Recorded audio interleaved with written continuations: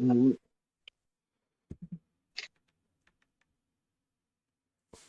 Let me see whether we're...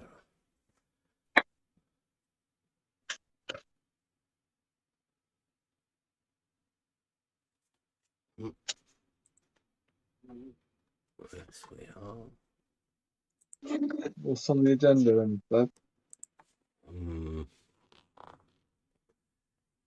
Do you know yet? What's that?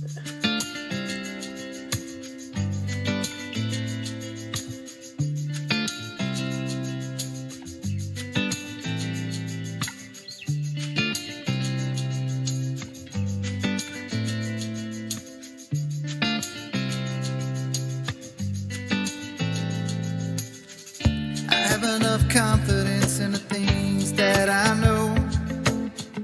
I have enough wisdom to see the logic will be shown. I got one chance to show you what I got. I got one chance to show I'm confident or not. Self-evident reason, deductions and conclusions, and the fools are running away.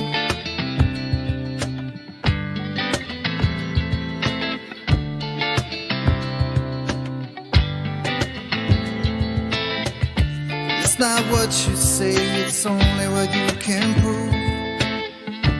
You better watch your step, you better mind your P's and Q's. You got one chance, show me what you got. You got one chance, show you confident or not.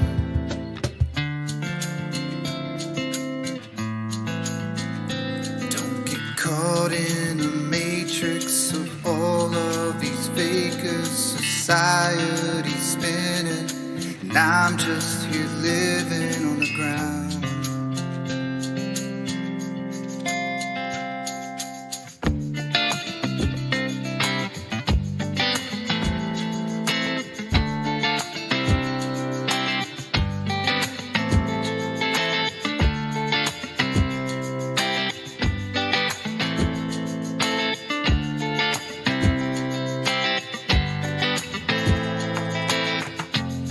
Self-evident reason, deductions and conclusions, logically thinking, and the fools are running away.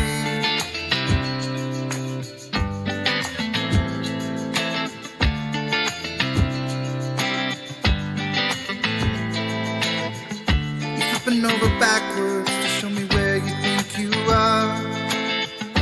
Your model dictates that you never see too far. Shrinking in the distance, you can do fuck all with an angle, and the fools are running away.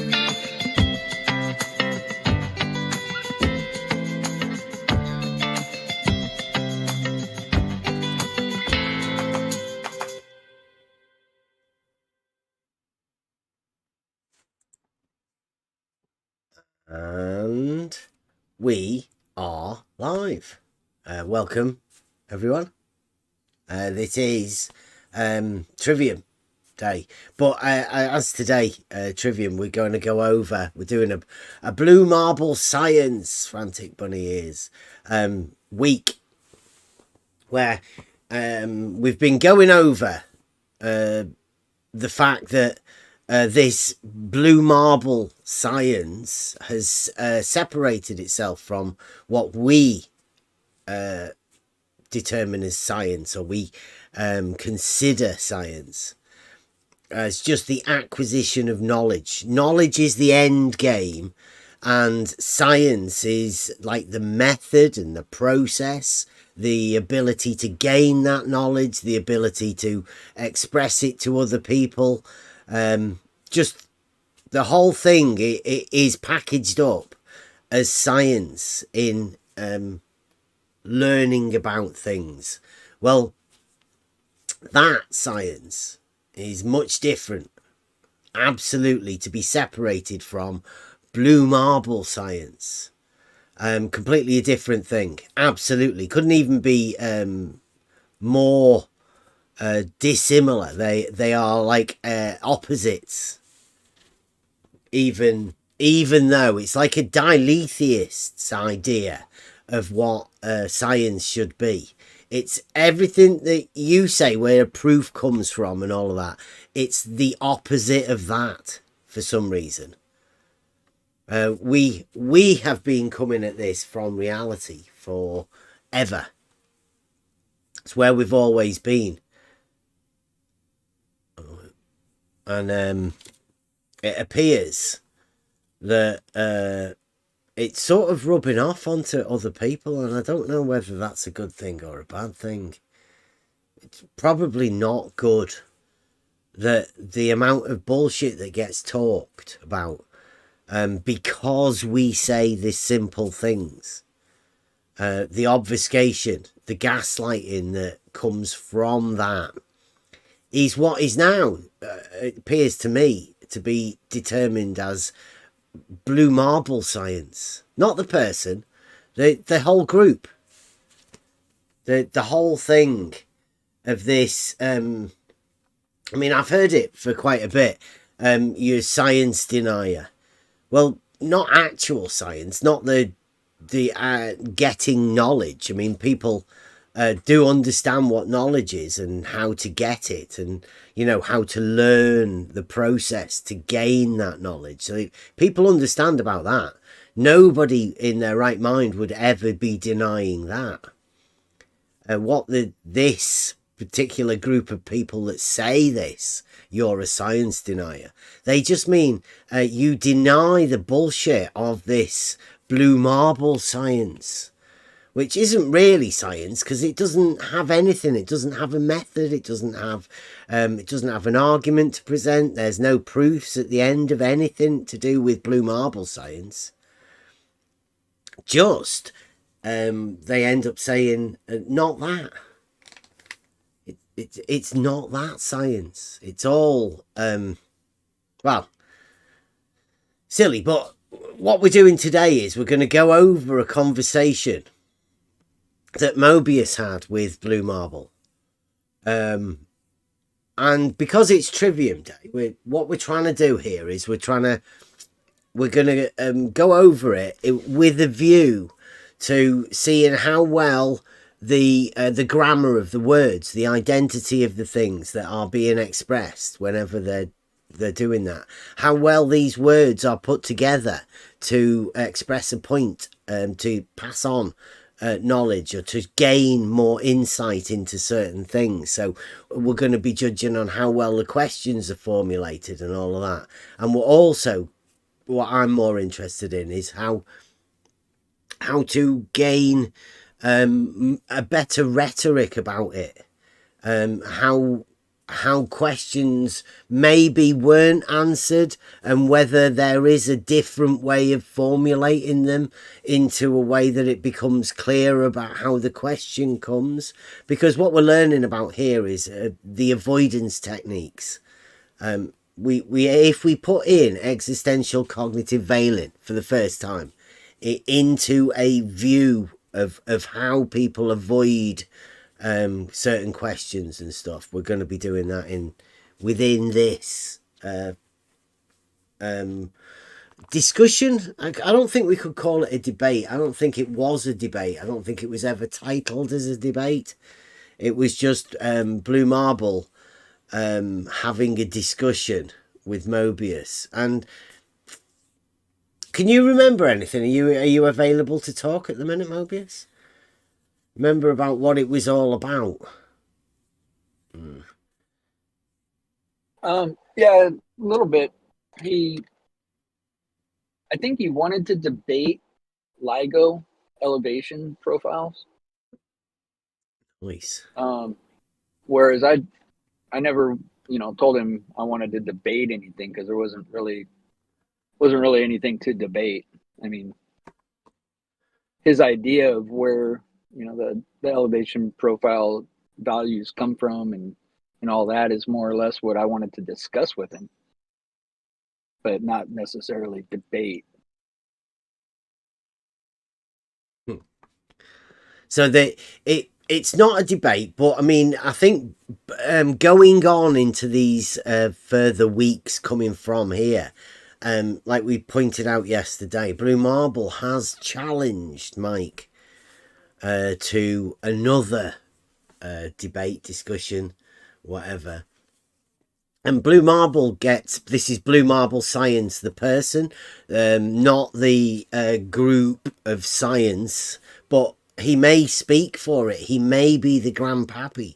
He may be the head honcho. And that's why he's titled himself Blue Marble Science. So he speaks for the entirety of this new science, built, framed mainly around, well, people's imaginations.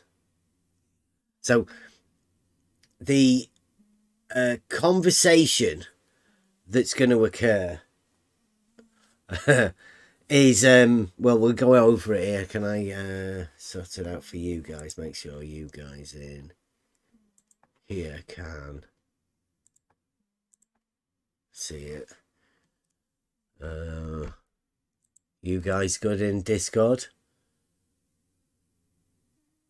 You can see that now. Yeah.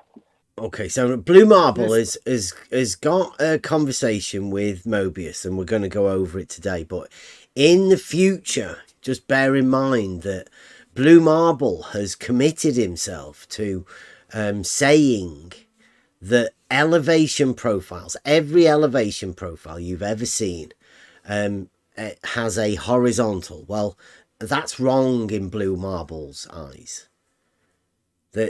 That can't be true.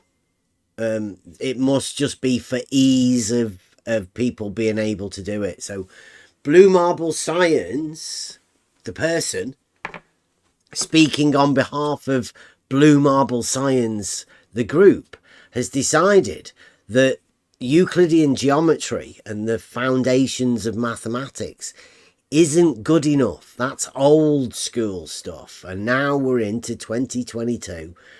Blue Marble Science, the person speaking for the group Blue Marble Science, has said that all elevation profiles with horizontal baseline they're wrong. So if you see an elevation profile anywhere and it shows a horizontal line and then there's verticals at either end and there's a scale that shows how the elevation changes from that horizontal, they're wrong in Blue Marble's eyes. And this is, I think, the sort of setup what you're going to see. We've had a few conversations, not many with Blue Marble.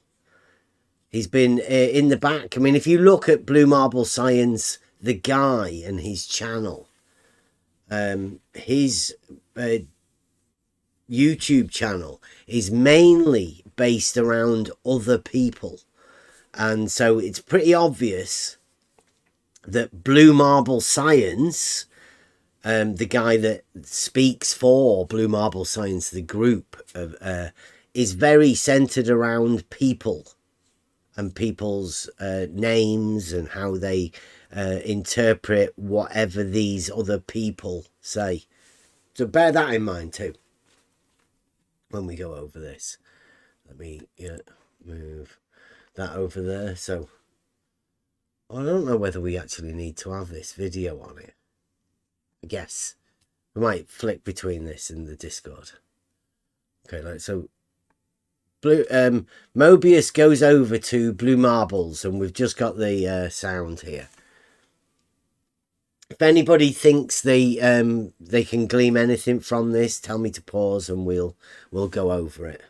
Okay. I don't know. I'm trying to find it. It's on here. Now this is on Blue Marble Science's YouTube channel.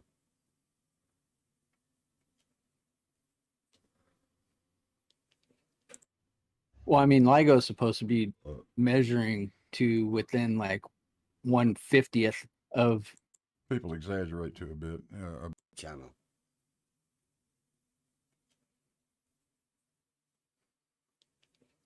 I'll have to just play it out. Waiting for it to Sure. start. I can't Well, get I it. think this There it was, is. you know, we this go. started so long ago, Mobius. Yeah. As I recall, you're the one that wanted to do the talking about LIGO and why I've been wrong about it. Well, And I was what hoping do you maybe you think? could help me out here. Okay, so just before we start, for anybody that's listening and isn't aware of what LIGO is, LIGO's a massive, like a laser system. It's a science experiment that has two massive arms, like 2 miles long, and they're both perpendicular to each other. And this one that we're talking about is in Louisiana, but there is another one, Hanford, is it, in America, and they're building them all over the place. But this one that we're talking about is two dead straight perpendicular arms of like 2 miles long, and all we're talking about is the straightness of it. There's nothing really too complicated about how these arms, these straight arms, relate to level, horizontal, and how we relate that to reality. That's what we're dealing with. Blue Marble's going to show us how we obfuscate. What do you think I'm saying you're wrong about? Because I don't remember ever saying that you're wrong about anything. Well, I think I've shown, at least in one video, that the shape of the pads that the beam tubes sit on are not straight lines in free space. All right, so they're curved. so I know, is, in your opinion, or do you know if the tubes are straight? Yeah, as far as I know, they are advertised as being perfectly straight. All Some right. of the straightest things we know of. Now, people exaggerate to a bit at times and say, "Oh, they're the straightest thing in the universe." Well, I never heard anybody actually say that, but they are and have been measured to be very, very straight. Yes. And then so I assume your opinion is that the laser that's being used in LIGO is shooting straight, right? Yeah, I don't think it has any choice because LIGO is operating at about a 10 to the minus ninth vacuum, so there's no atmosphere in there to cause any refraction. 10 to the minus ninth vacuum. What he just said at the beginning was that the concrete pads were curved, and then went to the tube and says the tube's straight. So what? Where's the dilithium in there? The concrete that the tubes are lying on, or that's got to be straight, hasn't it? I mean, how can you have that as being curved? The other one as being straight. I mean, that's very confusing right from the off, and you're trying to get an understanding of what's going on.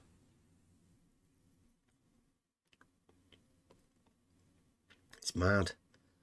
So yeah, he's just claimed as well that the tube are at a 10 to the minus 9 vacuum for LIGO. Now, I know, to my understanding, 10 to the minus 9 is the best vacuum that they can make. And it's not over 2 miles tubes. It's a really small vacuum specifically made. But Blue Marble says differently. This is Blue Marble science. And just for shits and giggles, does gravity have an effect on light in a vacuum? Well, gravity has an effect on everything, but the gravitational field of the Earth is far too small to have any measurable effect on light. So You're saying that there would be no mass of the sun. deviation. This is just the side point. I'm just asking questions. Are you saying that there would be no side or downward pull on a light in a vacuum over 4 kilometers? Certainly nothing that I think we're capable of measuring now. Well, I mean, LIGO is supposed to be measuring to within like 1/50th of the width of a proton. Or I'm sorry, 1/50,000th of the width of a proton, something ridiculous, right? Yeah. So you're saying that that device wouldn't be able to measure a deviation from straight from like with the effect of gravity on light in a vacuum? Well, I think their documents even say something about something like that, but whatever. Like I said, that's beside the point. Well, what it's measuring is the length of those tubes, right? Mm. Not the height of the beam. It's measuring the length of the tube. Right. And the mirrors go back and forth to adjust for the harmonics, right? The frequencies to make sure that they're able to capture. And it's a complicated system. I mean, it's pretty complex. Yeah. Very complex, and I don't pretend at all to be an expert on that interferometer. I understand the basics of it. It's a Michelson interferometer, period. Yeah. Right. Correct me if I'm wrong. It splits the light, and then they both bounce backwards and forwards however many times. Then it gets recombined, and they check to see whether the wave pattern matches when it's recombined. It doesn't measure the length of the tube, does it? Yeah. Oh. It doesn't. That's a bit bad, Mobius. They can, based on. Oh, shit. No, you're back. I'm back. Yeah, start over again, though, please. I was just gonna say that. Yeah, you're correct. I mean, that's what it does. It goes from then it goes between these what are they called? SE knows the name of them. The ferro or pero something cavities. I forget the exact name of them. I haven't written down, but anyway, it bounces in this chamber back and forth like 300 times per second or something back and forth.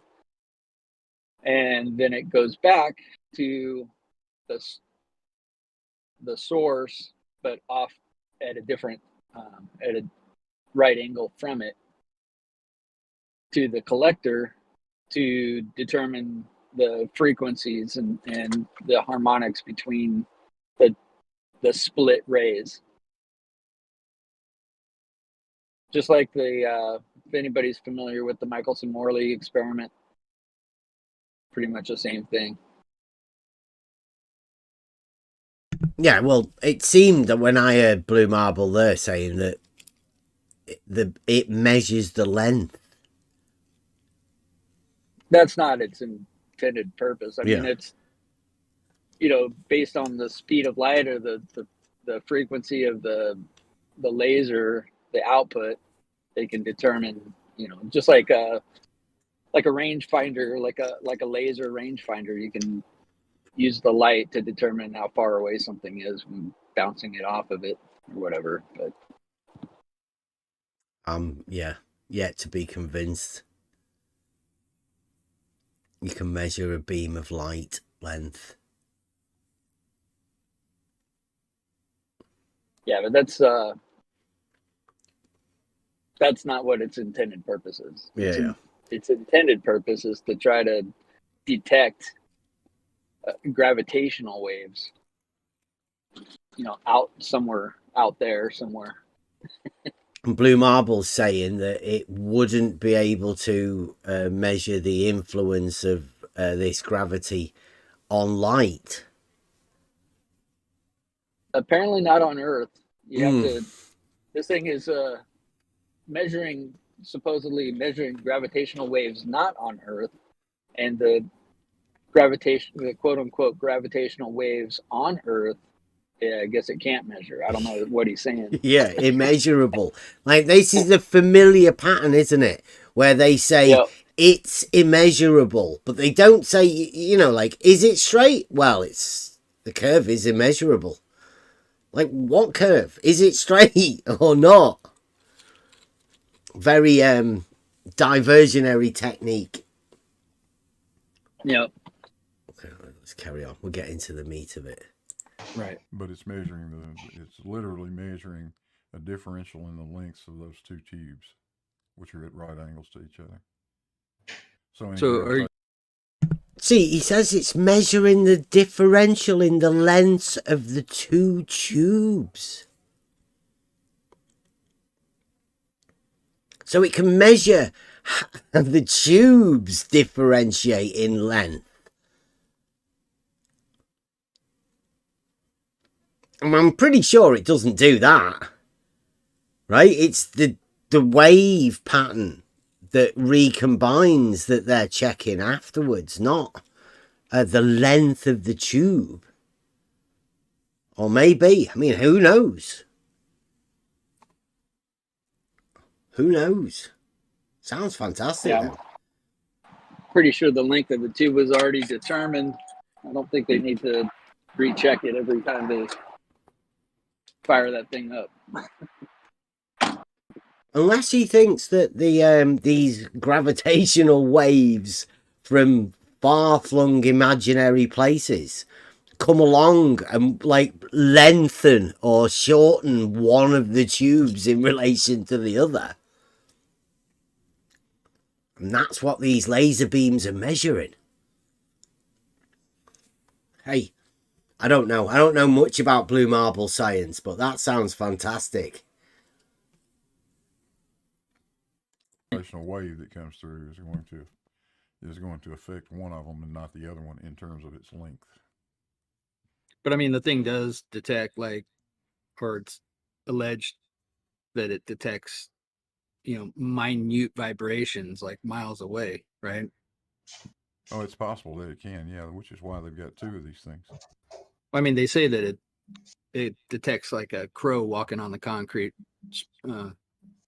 enclosure. I'm sure that's written down someplace or the other, Mobius. And it probably would have the sensitivity to do a thing like that. But the reason they've got two LIGOs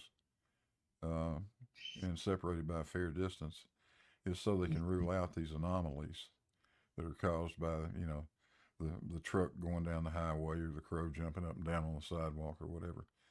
Yeah. Because now you're in a situation where you've got to have an equal crow jumping up and down in sync, at both locations. And that's pretty far-fetched.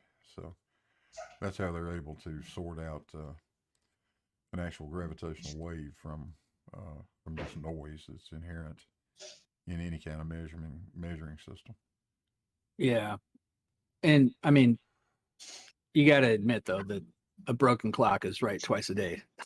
So I've heard it's not like it's unfounded or unheard of that things can happen simultaneously that would give the impression of something, right? Especially when you're looking so closely for that thing that you're detecting. Yeah, that's true. Absolutely. True that all of those things probably should have to be considered, and I'm sure have been considered. But yeah. So just so we're clear, like within this conversation, I'm not trying to debate you on what LIGO does or what it accomplishes or what it's meant for or anything like that. It's like my whole thing that I wanted to talk to you about is the geometry of the structure, the whatever. If it does what it says it does, that's great, whatever. But that's not what we're talking about. Exactly. That's not okay. So like all the technical stuff, and I mean it's interesting, but as far as like how many mirrors, they're pendulums, right? They're pendular mirrors. Yeah, it's a fairly complicated pendulum arrangement. It's actually four pendulums in series. Yeah, I'm quite aware. Yeah. Yeah, the quad, as they refer to it. Right. Are you aware of the strands, the fused silica strands that they use to support those things? Oh yeah, that's amazing. That is amazing And stuff. Well, and I mean the they do that because it's got a very favorable, very, very low coefficient of thermal expansion. right, in the harmonics, it doesn't what do they call it, violin, like they Yeah. it doesn't Yeah. resonate. Right. Also, I mean, the tensile strength of that stuff is like extremely strong, but Yeah. the side strain of it, which, any kind of like side to side motion, or if you were to angle, put any bending strain on those things, I mean, they're super fragile. It's like a piece of glass, like Well, it is what glass. well, I know, but I mean, it's a piece. Okay, it's a Yeah. piece of glass. It's thinner than like a half of a human hair or something like that, right? Yeah. Yeah, and in certain directions, glass is extremely strong. If you keep it in tension, pure tension, or you keep it in pure compression, it's very strong. It Right. So does not my take. It point, doesn't take any shear load. my question is, or my point, or whatever, my quandary is that these things are hanging, so the tensile strength will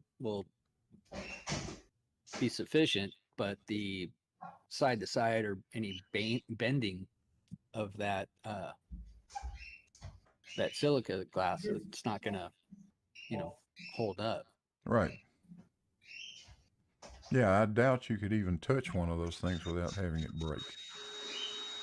Yeah. Well, I mean, I've seen documentaries and stuff where they do touch them, but it's not with any like strain on them. They're just kind of like uh loosely laid in somebody's hand just to show you the. I think I'd point out at this part, Mobius, that the pendulum, the mirrors are pendulum. I think they're not swinging. They're plumb. A non-moving pendulum is plumb. And that would probably be a better description for these mirrors. They are hanging plumb. Well, yeah, they are hanging. They're actually called free swinging Michelson, from the Michelson-Morley thing. They're called free swinging pendular masses or whatever. Yeah, I think that's only because a plumb is hanging down by a straight line, and this has got more than one, hasn't it? It's got yeah, there's 4 stages to these ones. It's kind of a big deal because they needed to reduce the resonance that's created in those chambers with the light bouncing off of these masses when they're hanging, and they needed to also come up with a material that best reduces the resonance also, which the first version of it, I guess, used steel wires, and then that caused too much I guess vibration or whatever. It messed up the detection process. yeah, I think noise is the term. Noise, that's right. Yeah, I was trying to be more descriptive, but yeah, the noise of it. And then they came up with the glass fibers, which I guess we'll get into that too with blue. But the pendulums, they're, I guess the light, I mean, it's a laser hitting these things, and they're like 40-kilogram masses. I mean, they're pretty stout, and this laser is actually like supposedly moving them from just the contact of the laser on these things. So that's how sensitive the movement and everything is.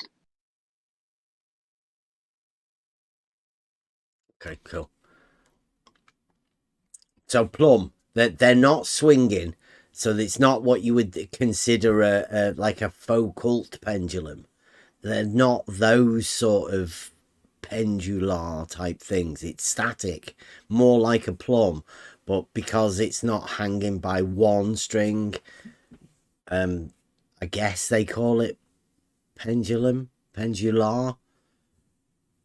to be hyper specific, but you would normally say that's just vertical, wouldn't you? Yeah, they're free to swing, because that's how you get, the precise down. Yeah. I don't know if you want to call it a they're vector or whatever, not fixed. They are hanging, but they are, yeah. They're free to swing, though. Yeah. Yep. Okay, good. So they're basically, the geometry of it is, if either end are what you call free swinging and plumb, then the straight line that is in between them, you could say, is perpendicular. It would have to be perpendicular to, It, just to keep it simple, as for anybody listening.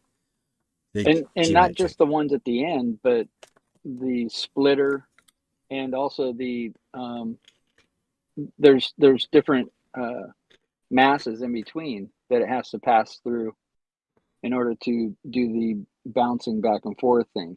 Yeah, that all three of the mirrors and the splitter have to be on the same plane, aren't they? Yeah. Yeah. The very same thing. So if you could say, if it's perpendicular to these free hanging things at either end, then, well, like I tried to mention to Blue earlier, is, it has to be perpendicular to the width of 1/50,000th of the width of a proton. So that's the error margin, I guess, for the precision of this thing, over 4 kilometers. A laser bouncing back from its source over 4, it would be 4 kilometers one way. So at 8 kilometers, this light travels. Actually, more than that, because it bounces back and forth a bunch of times between the two at the ends. But whatever, the horizontal distance, there and back would be 8 kilometers, and it's got to bounce back to within 50,000th of the width of a proton. That's pretty remarkable. That's how perpendicular it has to be. So pretty much dead nuts. So yeah, the geometry that you're trying to talk about with Blue is just the basic Euclidean geometry to work out how we can get this bouncing backwards and forwards between two things. That's very simply what we're trying to talk about. Yeah. But getting there is a bit more difficult, isn't it? Yeah. All right, we'll carry on. All right. The thinness of it, I guess.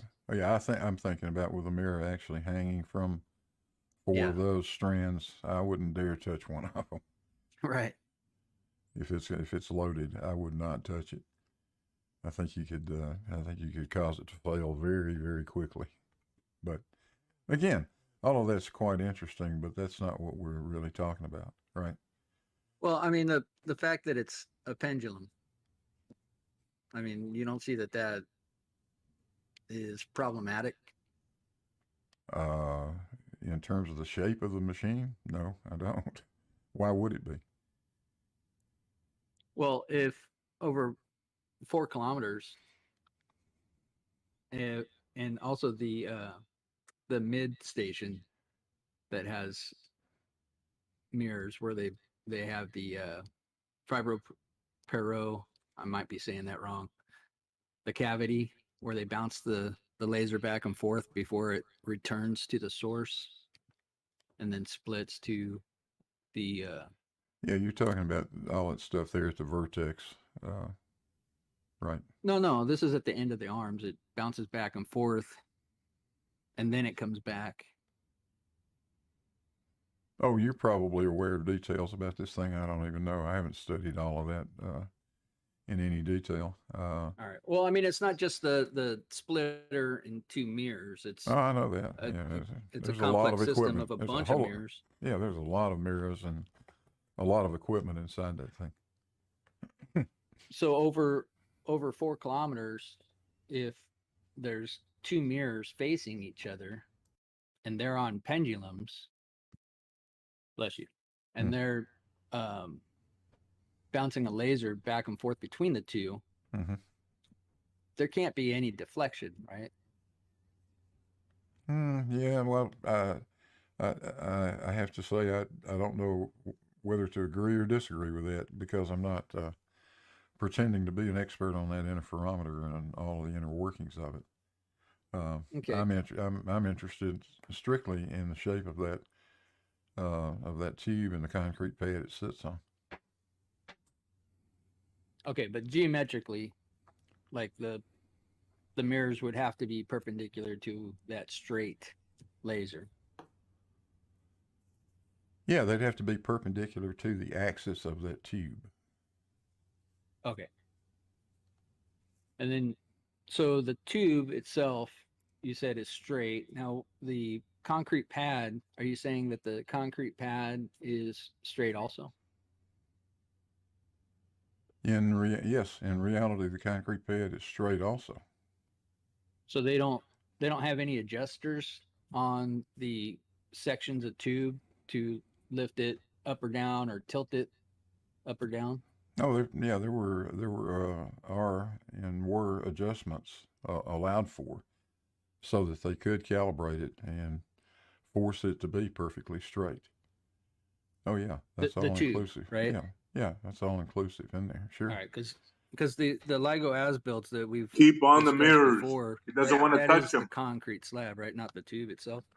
That's the concrete slab, exactly. All right. Exactly. And the tube can be adjusted up or down from that concrete slab. Yeah. Okay. That would be possible, and I know where you're going with that. Okay. Yes, it would be possible that you could pour a level slab out there and put a straight tube on top of it, and then just take up the change with a bunch of adjusters. But that's not what they did. They built the concrete slab to be straight, not level. Well, how do you know that? Right, there you go. There's the first separation. Blue does admit that the concrete was actually made straight. Now, we say level is horizontal, so I guess he's agreeing with what we say for the concrete slab. And then they've just put the laser beam on top of it, which is straight, and he knows that's straight too. So level straight, horizontal straight, and the laser beam that's bouncing backwards and forwards is straight. These are three things that are similar in my eyes, and I'm pretty sure in Mobius's eyes, but Blue Marble Science has a curve in there somewhere.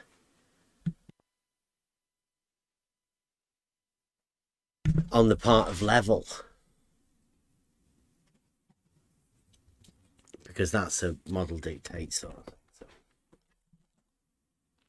Doing well, Mobius. This is good. Really good. Well, by looking at the elevation data.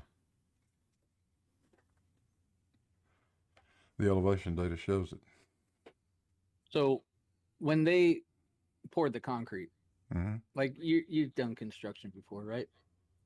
Yeah. Like the steps involved and stuff. And I know Effie Dogma talks about his vast experience in construction and stuff too, but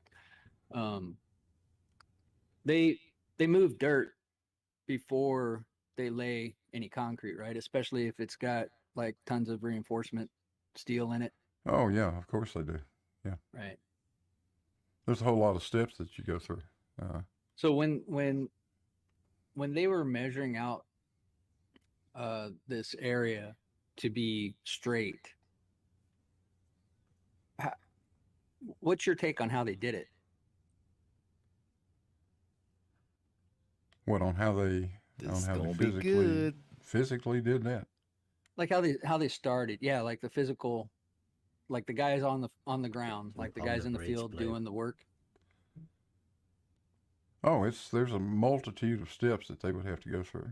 Quite obviously. No, I mean like the first step. What do you think that was?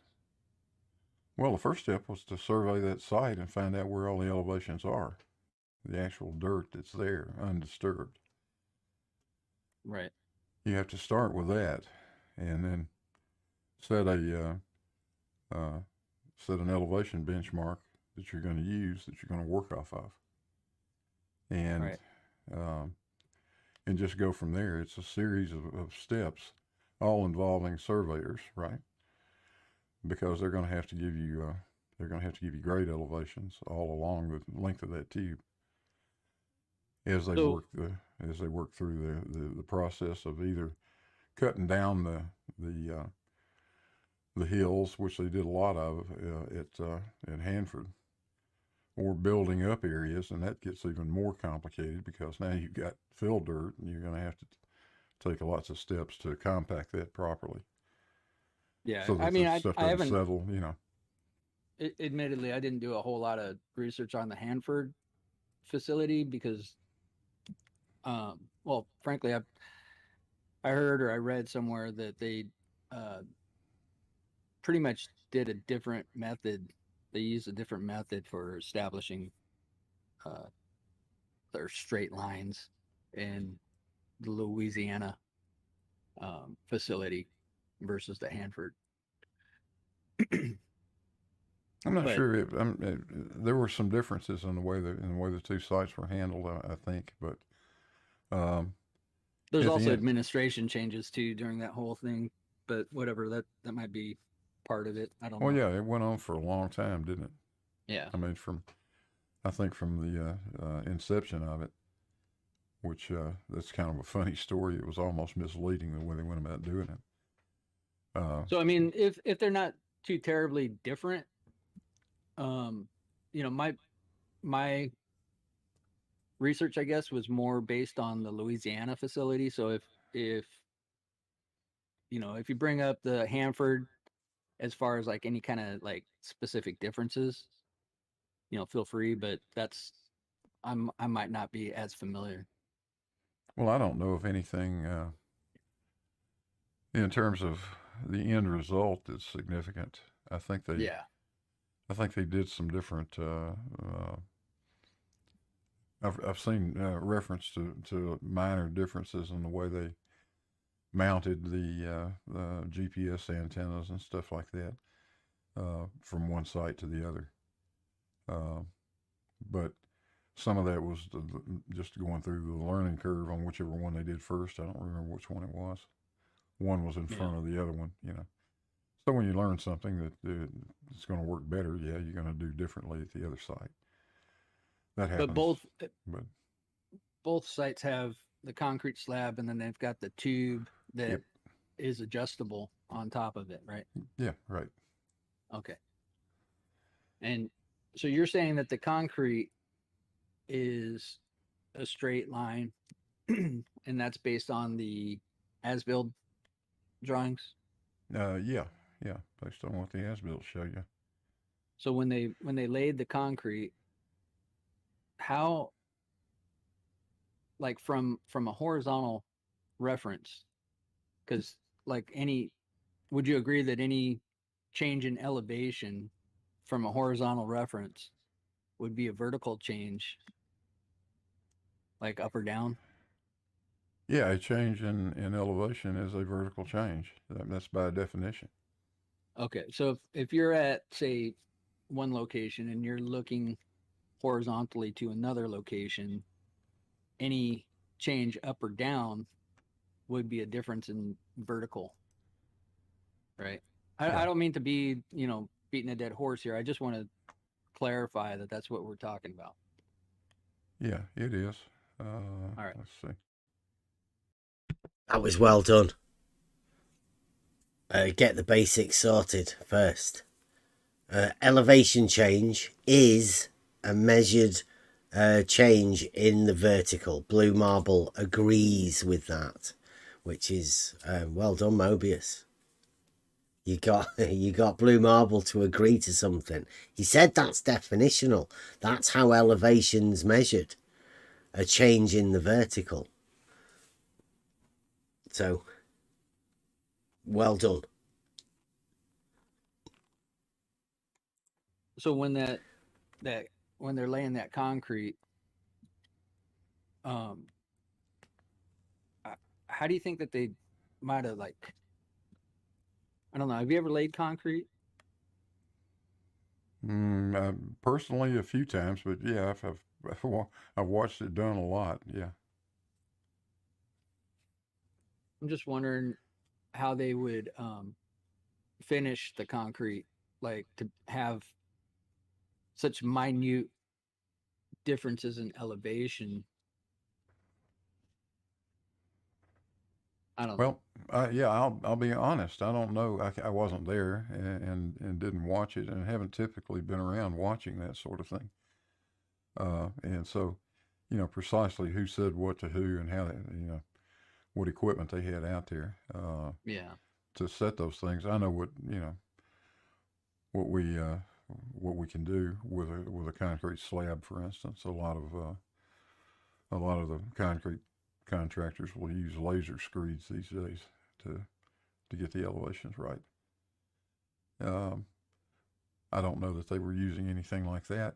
I have no idea what technique they went through, but I know it's a very elaborate system when you look at the amount of rebar that they put in that thing, and the number of control joints and construction joints that they've got. I imagine that place is it's amazing.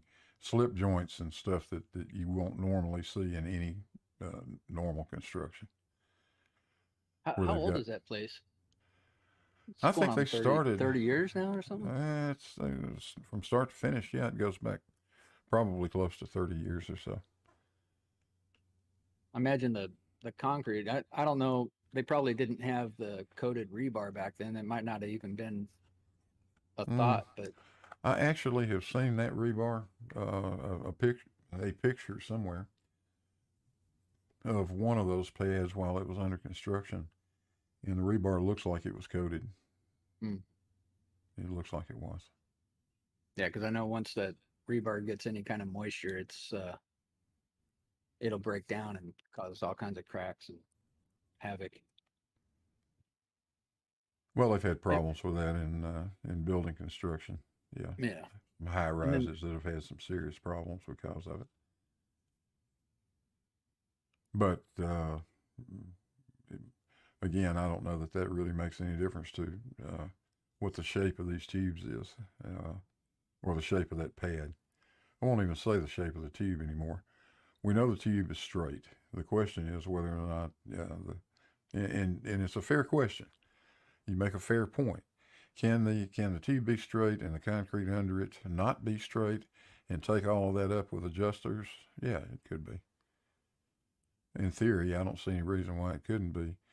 But the real question is, why go to all of the obvious trouble and torment of pouring a pad that's the shape that it is, if all you needed to do was just make some adjusters?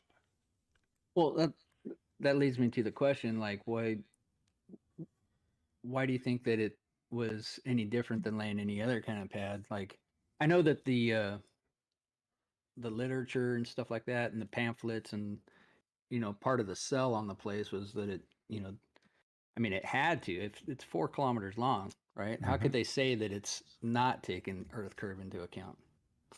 I mean, that would be a big blunder, wouldn't it? A lot of people would have been asking a lot of questions if they would have said that. You're right, because we know the Earth's curved. And there's the rub. Well, we know that you can't follow level. I was just saying, there's the rub right there. But you notice the laugh, right? Yeah. The giggle. Yeah, this is the start of it, right? He's just been talking about how it's straight, and we know that this is straight, but he imagines that the concrete underneath these straight things, it is straight, but they've had to specifically make it straight somehow. And I think that's where he gets lost in aporia. He doesn't know how they would make it straight if it isn't already made to be straight. Mm-hmm. There's no difference really in making it level and making it straight. But in Blue Marble's mind, they're somehow different. They're the same, but different. Mm-hmm. And his little giggle is part of the tell that he's just found himself, that he doesn't know what to say, and he thinks because he can laugh, then the people that are listening to it think that it's some sort of a joke. Well, it's not. Blue Marble's struggling. It can be heard. And not over, especially over 2.5 miles, without introducing a 1-foot sagitta in the center of that thing. It's not possible. So you're saying that if you did leveling from, like, I don't know, how long are the sections of that tube? Do you remember how long those sections are? I know FE Dogma's probably got it memorized, but The tube itself. no, the sections that they put in place and bolted to each section, like the individual sections, not the entirety, just the sections. Yeah, the individual sections, I think, I don't know, are in the range of 40 feet or 60 feet or something like that. Something like that. And they used the coincidence bubble levels to level them. Actually, they didn't. Well, they did. Well, they didn't. On the cart, they use multiple methods to determine. Can you see my screen? I'm looking at the. We can't. Go to my YouTube screen here. Let me see. You don't need YouTube. You can do it there. Just click on my live thing here in Discord. Oh, okay. Yeah, that's what I'm talking about. Yeah. They're not leveling the tube. They're leveling the antenna. Yeah. Do you see that K and E plumb liner bracket? Yeah. With the coincidence level? Uh-huh. And that's leveling that. That's not leveling the tube. That's leveling the GPS antenna. The cart. The GPS antenna. The cart. Yeah. Yeah. So you're saying that they didn't cite? Yeah. No, they didn't. The tube is not. It was not leveled with a coincidence bubble level. That's just that was simply used for the GPS system. That's all. Right. Well, we've got a picture on screen that shows they've got the beam tube support ring, and then they have an alignment fixture with coincidence level here on the top. That's how they measured the elevation.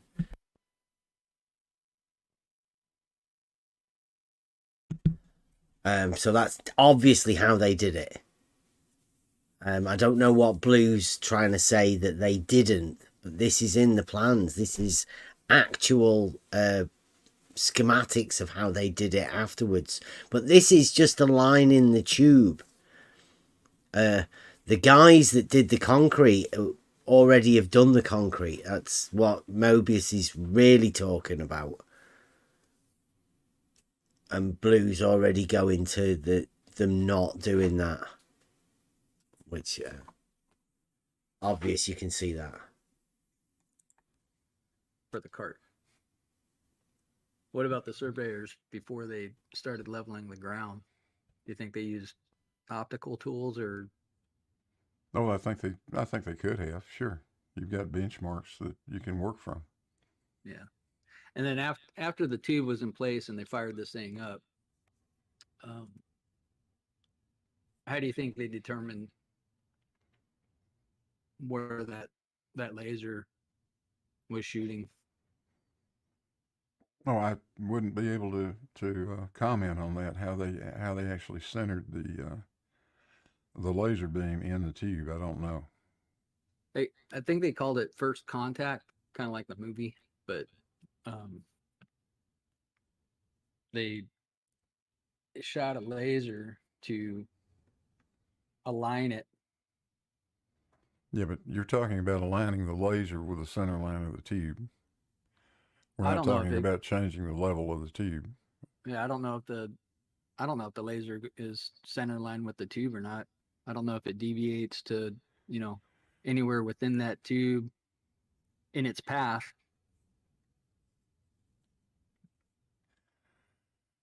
Well, the tube was set. The elevation of the tube to make it Real quick, straight, Bev. to make it run in a. Yeah, go on. I was just going to say, for the listeners, what I'm talking about is the laser beam can be straight, but like shining a flashlight down a tunnel, the light can be straight, but the tunnel doesn't have to be equidistant. The inside tunnel doesn't have to be equidistant the length of the tunnel to the light for the light to do what it does. And that's what I'm getting at. Yeah. I don't know if that makes any sense what I just said, but I knew what I meant. Well, all we're really talking about is the concrete pad. If you take it for granted that these guys are firing lasers down two perpendicular things that are 4 kilometers long arms and then bouncing it back, right? There's no question from anyone about the straightness of that. Now, could those tubes be 2 or 3 inches off and the beam not be going straight down the center of these tubes? Yeah, of course it could.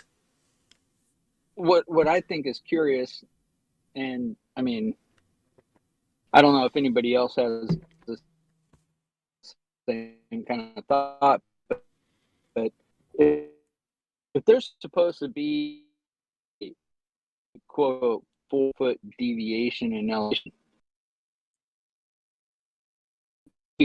or at least 4 feet in diameter, then that doesn't have any bearing on the light itself doing what it does.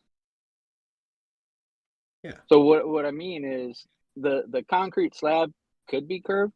The tubes could be curving and being aligned with the concrete slab, but these are doing what it does would have to be straight.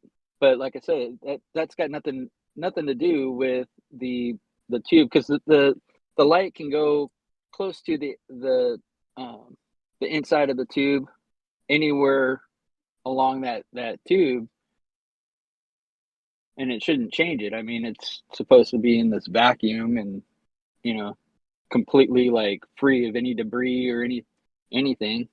So yeah, I don't know. At some point along there, it should be measurable though, from the top to the bottom of where this laser is from the side to the side, as to how well they've done with the positioning of both the tube and the concrete, right? Within that laser going from one end to the other, then they should be able to check all the way along at the position of where this laser is on the tube. Then they can tell how well they've done. And I've got a document from LIGO talking about how the theoretical alignment, like it was the theoretical alignment was wrong, and they had to align the laser according to reality, because the theoretical alignment, which would be based on this hypothetical model, that was wrong. So they had to, here, where is that? I'll post it in the live chat.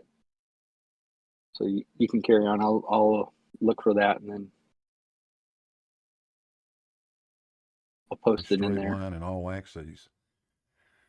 That was done by GPS, not with a laser.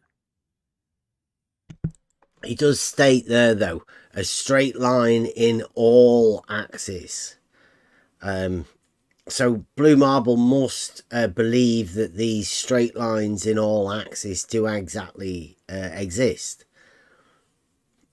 The straight lines in all axes. Vertical, horizontal plane, vertical being perpendicular to it. All right, so let me ask you about this coincidence level, because I wanted to see what you had to say about it. Like what you're saying that was just for the cart, which yeah. So yeah, when you move a level, right? Like if you take a carpenter's level, mm-hmm. and you're say you're checking the top of your table, right?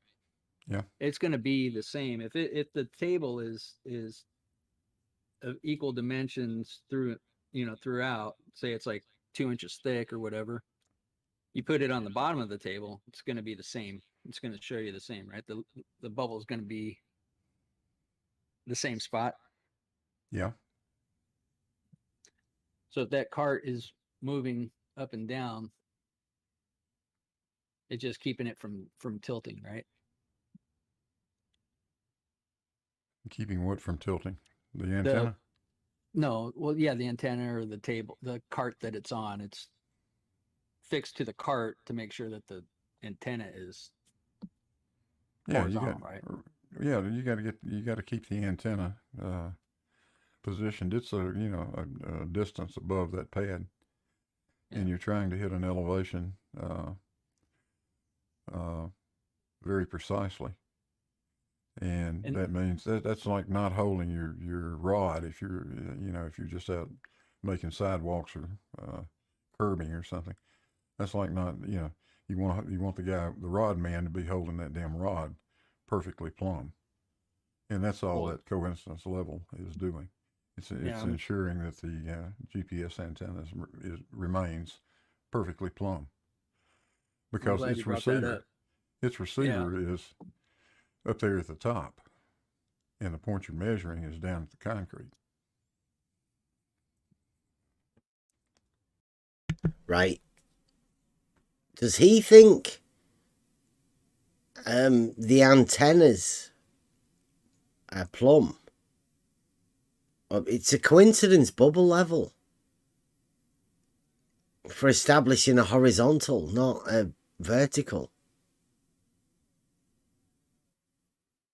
He surely can't think that the coincidence bubble level on that is to make sure that the antennae for the receiver for the GPS is vertical.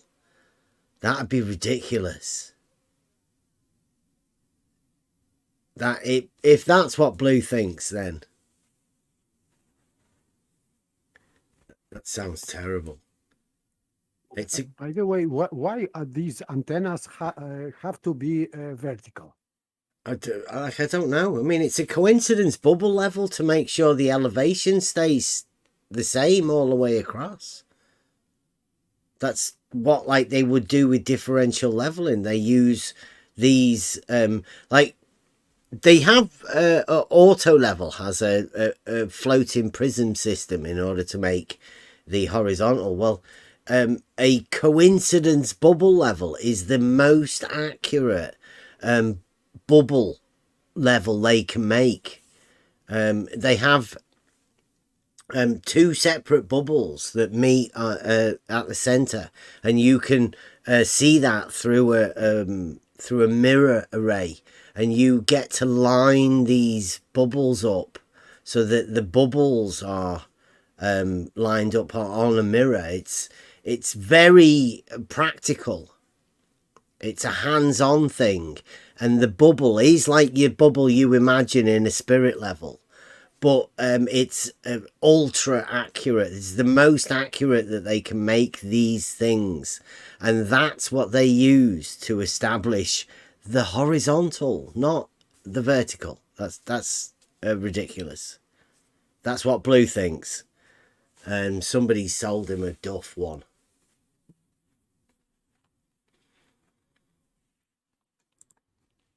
Yeah, so I'm glad you brought that up. I wasn't going to go there just yet, but that part about the rod being plumb, like they even sell little attachments for the rod with a little bubble level, a little center bubble level, so that the rodman can look at it to make sure that it is, plumb, right? Yeah, good rods come with that. That's right. Well, yeah, good ones do, and I'm sure some digital ones with accelerometers and stuff like that. But I'm talking about just the principle, not necessarily the tools or how expensive or how fancy the tools are. I'm just talking about the basic principle involved.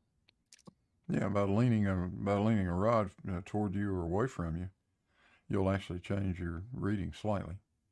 Right. And if you're looking through a theodolite, you're going to get a slightly different elevation that way. If you got a target mounted on that thing and using laser ranging, you're going to get a wrong distance too. So, yeah, it's very important to keep all that stuff plumb. And that's all that coincidence level was used for. So, speaking of the rod and the instrument, and just not to get off of the topic of GPS, because I wanted to go into that too, but just to touch on the principle of it, you've got a horizontal line that you're establishing with your level so that you can determine a rise or a drop in the vertical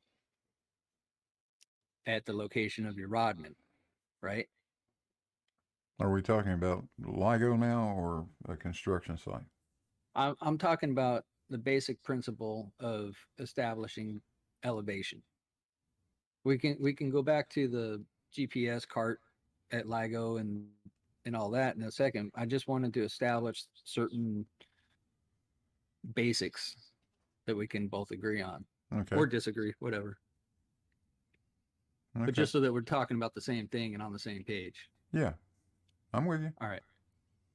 So the rod is, would you say it's perpendicular or not perpendicular to the horizontal line established at the instrument? Perpendicular to the horizontal line established at the instrument. So, if you're talking about a guy 50 yards away from you. This is we're going to go into the existential part of the cognitive veiling. Mobius just simply asked Blue a very simple question: is it perpendicular to the horizontal? And I think I even heard from Blue there where I don't know whether that's a cough for help that they do. I've heard it a lot. He cannot say no because it would sound ridiculous. So he has to have some elaboration. Not and yes. Yeah. It's bad, isn't it? Like, why can we? Well, let's listen to it now. Carry on. Holding a rod and looking at a bubble, and holding the rod vertical at that point, right? Mm-hmm. Best he can, manually, just looking at a bubble. I could say with fair confidence that there's no way in hell it's perpendicular to the horizontal that the instrument is establishing. Go on. I wanted to point out what Blue's doing right now. He's shifting the question to something that I'm not asking. He's talking about whether or not the person holding the measuring rod is capable of holding the measuring rod perpendicular to the sight line. He's not talking about the necessity for the rod to be perpendicular to the sight line to eliminate error. He's talking about whether or not it's possible to hold the thing perpendicular. So it's kind of like a subtle shift, but it's still it's like I don't know if he's doing it on purpose. I give him a lot of credit if he's smart enough to do that on purpose, but I think it's accidental because it's kind of like that ECV triggering. Yeah, I'd say the same. Like there's something there that says, talk about something different. What that you're imagining? I'll talk about it. Yeah. Yeah. Literally, you just asked it. Is it perpendicular? And yeah, that's hard work. It's one of the hardest things for these guys to have, because that perpendicularity is entirely Euclidean. It doesn't really exist anywhere else. And that's what Blue's struggling with. Anybody else, take note. The very simple fact that the Mobius asked about perpendicular. Is it perpendicular? That's all you need to do to somebody who is this deep into a model and have an inability. A moment reached aporia, doesn't know where to go. The brain takes over. Existential cognitive veiling hides the actual question that can't be answered because it'd be awkward. It's a problem question. So therefore, Blue's now trying to like get away from it. Yeah. It's going to be off by arc minutes, one way or the other. Nobody's good enough to hold the damn thing perfectly vertical. So, well, real quick on that, are you saying that? I don't know. Are you saying that your argument is based on the inability for people to measure certain things, or are you arguing against the principle? No, you're asking me a question that requires some further clarification. No, I get you. I'm just wondering if that's your point. Like if you're saying that it's impossible to tell because the errors just inherently involved by human, participation in this measuring, like would that disqualify the geometric principle that I'm trying to, point out? I don't think so, because the arrow is bound to be present, but it's going to be so small that it really is not going to change anything. Now we know that the verticals are not. Well done, Mobius. He said it again. You just confirmed that there would be no difference within the geometric. Blue replied with the errors wouldn't be able to be measured. Like, not saying that there would be no errors, just that you wouldn't be able to measure them. Like things that don't exist, and your inability to measure these things that may or may not exist.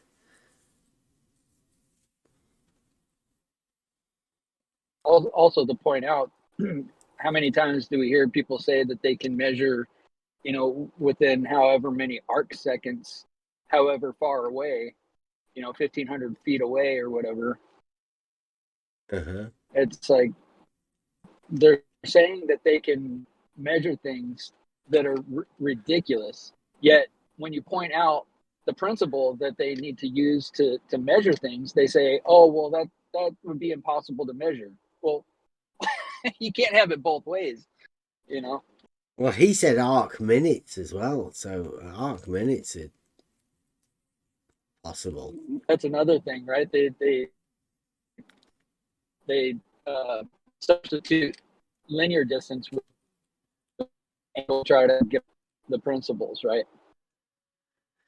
something Yeah. that If seemed there's to an be a angle lot. measurement, that you need 2 lines to be able to measure from and to. And Mobius, you're talking about the horizontal. That's got to be one of the lines that coincidence bubbles measuring. Coincidence bubbles don't measure angles. Just stick to a horizontal. It's perfect differential leveling all the way along. One path, one horizontal all the way along it. That's what I'd say anyway. Not going to be parallel to each other. How do you know that? That's your plumb lines, and plumb lines just are not parallel. A blatant claim. Blue Marble said that the plumb lines are not parallel. And you can prove that quite easily with a theodolite just by doing reverse zenith angles. There you go. You can prove it. So there is a proof available. Blue Marble. Blue Marble Science, the head honcho of Blue Marble Science. The group, speaking on behalf of, there are obviously people that can measure it. Blue Marble says there is. He must have Blue Marble scientists out there. Maybe there's some Blue Marble surveyors or some Blue Marble measurement guys that can do this. Be interesting to see Blue Marble sort this out, sort his team out. I wonder because theodolite is, I think, rather old instrument. So for years nobody did that. If it can be done with theodolite, so why it is not done yet? Yeah. Why Blue Marble Science has to be the first? Yeah, he's like, this is Blue Marble Science. He's rewriting the history books of all elevation profiles. They're wrong, according to Blue Marble. They have a horizontal baseline, or equal elevations lie on a horizontal plane. That's what Blue's saying. It's wrong. In fact, we're unsure now what a horizontal plane is. How did horizontal plane get the name horizontal plane? Blue Marble Science must be frantically trying to work out how to redefine these things now. Differently. It's 2022. Right? This Blue Marble Science is about to make a great leap forward. Not seen. We're after a Blue Marble surveyor of the likes of Einstein. An Einsteinian surveyor will come out of the woodwork sooner or later. I mean, Jesse Kozlowski's disappeared, and the guy that may or may not be from Maine, he's gone as well with Jesse. No, who else there is? I don't think there is anybody else. There's that guy on Twitter, but he obviously is not going to come and talk to anybody. He's on Twitter. He can only do short few sentences together. Blue Marble stated measurable verticals not being plumb, or no, plums not being parallel. Measurable. Those angles will always add up to more than 90 degrees if you go any distance at all. Always add up to more than 90 degrees. Yeah, we're going to have to listen to that bit again, because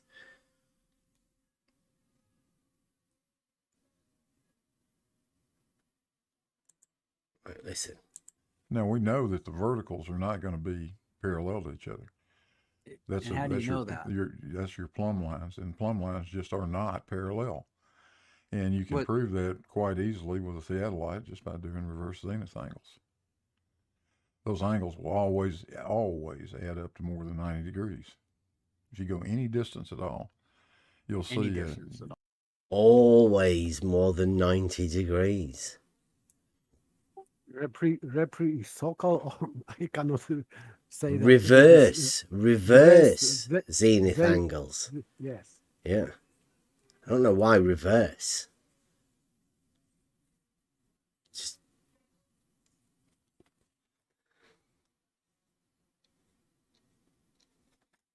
zeniths are meant to be as far as I know, for anybody listening, zenith is up of the vertical, and nadir is the opposite. That's down of the vertical. So reverse zenith angles, I don't know what that is. Whether you do it turned around, not looking at the theodolite, don't know. But he says they're always more than 90. So you can't do a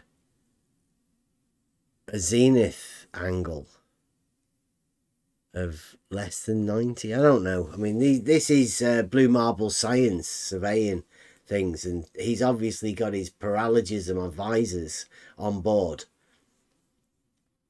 informing him how a theodolite measures always angles greater than 90. Never a right angle, always a little bit more. Weird. any distance at all. If you go a few hundred yards, you're going to see a difference in the verticals. You're going to see a divergence in those verticals. Few hundred yards. You can see it, says Blue Marble Science. It sounds to me like he's saying that it's impossible to establish a horizontal. Yeah, how would you measure a change in the vertical if the verticals are never, there's no standard for vertical? I mean, he's saying that they're always more than 180 degrees. So how do you ever establish the 90 degrees? Like, what's your standard for measuring a difference from it? But obviously, it comes down to whether the horizontal can be established or not. I think this is part of their existential cognitive veiling, right? The actual issue, like you've been saying, and we've all been saying, that it's the horizontal. Let's establish the horizontal, and then we can use that to frame our building of measurements from. Well, that's what Blue Marble refuses to address. He's saying, rather than talking about the horizontal, he's just saying that the verticals aren't parallel, which doesn't address the horizontal at all. In fact, the implications of that means there is no horizontal. They no longer exist. The geometric understanding of perpendicular from a straight line has to go out of the window, because a horizontal isn't horizontal. It literally it ceases to be, and there in the understanding of Euclidean geometry and how a square works is gone. Because according to Blue Marble, to put it as simple as this, a square has opposite sides that are parallel. Now, if you put the base of that square on a horizontal, then the two opposite sides to it, the ones that are connected to it, the ones that are perpendicular to it, that are also parallel to each other, Well, if that base one is horizontal, then those two sides, according to Blue Marble, cannot be vertical of a square. Which I know we talk about like etymology a little bit, but I mean the reason why is called a rectangle is because it's a right angle. It's made up of right angles. That's the whole point. So yeah. He's basically saying that there is no such thing as a right angle in reality. Like you cannot establish a right angle in reality. Yeah. Or rectangle. The whole formulation of Pythagorean theorem, all of that, it goes out the window. Gone. Yeah. Just throw it out. Yeah. This is what we're living in now. Blue Marble science land. You can forget about Euclidean geometry. You can forget about squares, triangles, right angles, all gone. Blue Marble says they don't exist in reality. There's no name for a right angle because Blue Marble says it will always be more than 90 degrees. And as we know, that's impossible. You can't have all right angles being equal if the angle has more than 90 degrees. It split up into between those perpendicular lines, making all four of the right angles equal. Blue Marble's going against that. That very formulation of one of the axioms of geometry, basic understanding that all of those right angles will be equal, Blue Marble's just thrown that out the window. Gone. Because of something he calls reverse zenith angles. And them always being more than 90. Impossible, but this is Blue Marble science. There's always frantic bunny ears. An excess. When you're okay, so if you were to use an auto level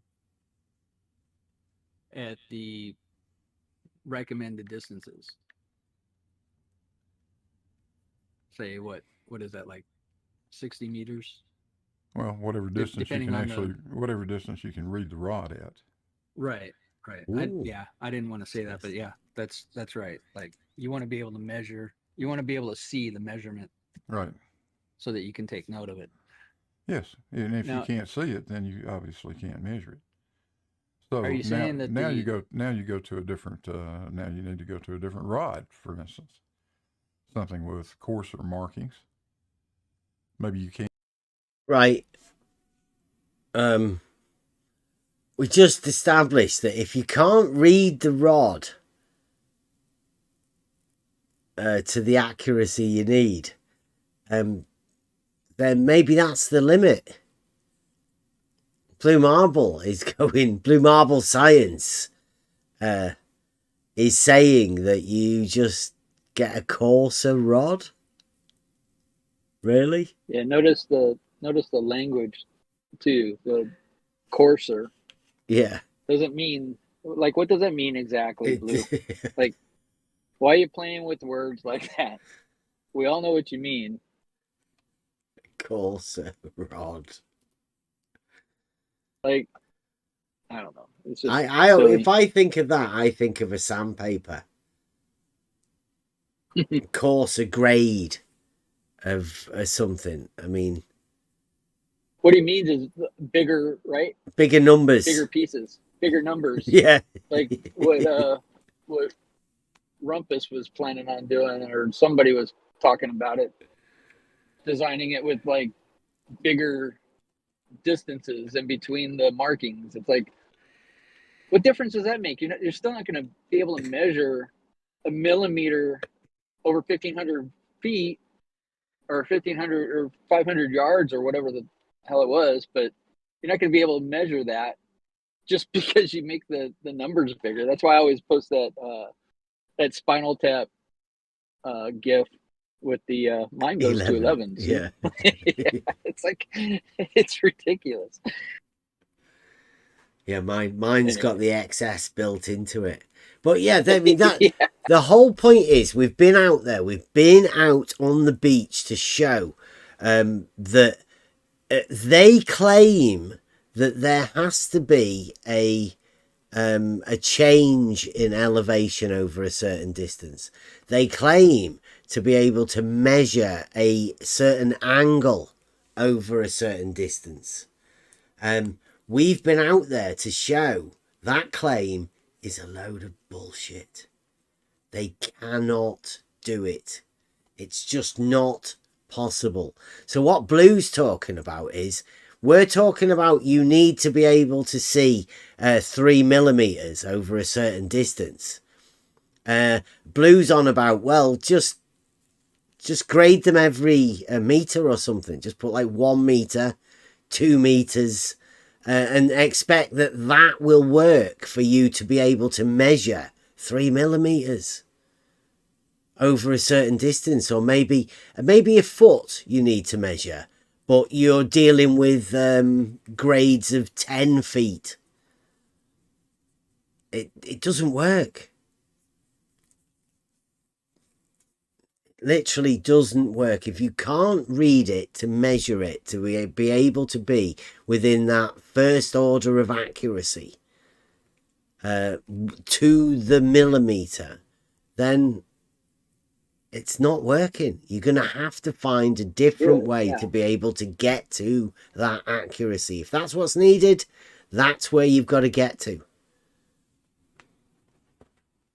I've always, well, I asked Blue a long time ago, and that kind of led us to, I don't know if we should mention his name, but he's no longer with us.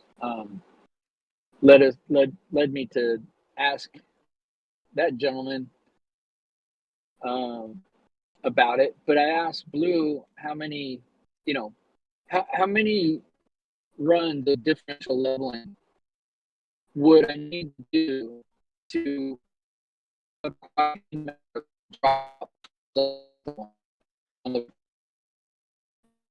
Going again.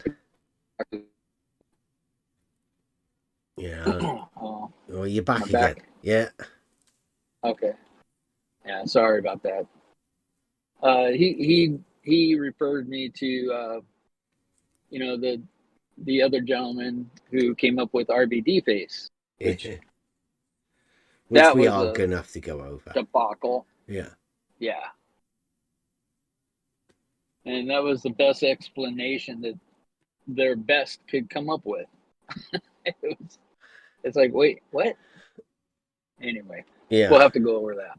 Yeah, in the lacking, right, because of the globe geometers, the globe surveyors that they made up, had to leave the arena. They've gone, leaving a distinct lack of people to be able to explain this. Well, they put all of that in the hands of one person.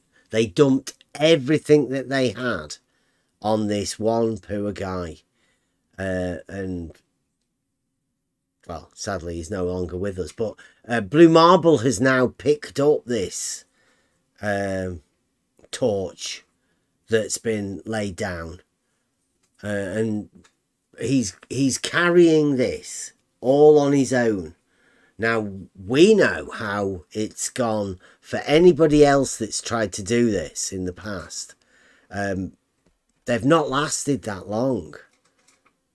There's I think personally it's a mental problem. It's a mental thing that occurs, and people literally go mad trying to solve these problems. And Blue's obviously the next guy that they've queued up on the list.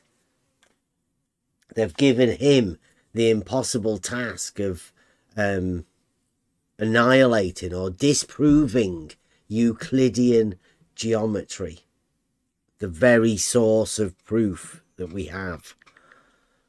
They've tasked Blue with getting rid of it.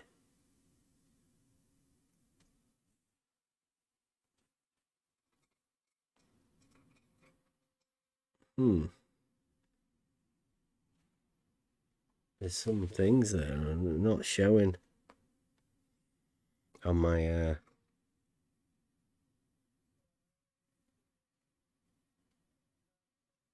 oh, thanks, John. Those weren't showing up for me. Don't know what's going on there, whether they know that or not. A new troll hidden. Thanks, John. Yeah, so Blue Marble is taking on the impossible task that has drove many person insane over the years and millennia, really. Never been sorted yet. Blue Marble's taking it on.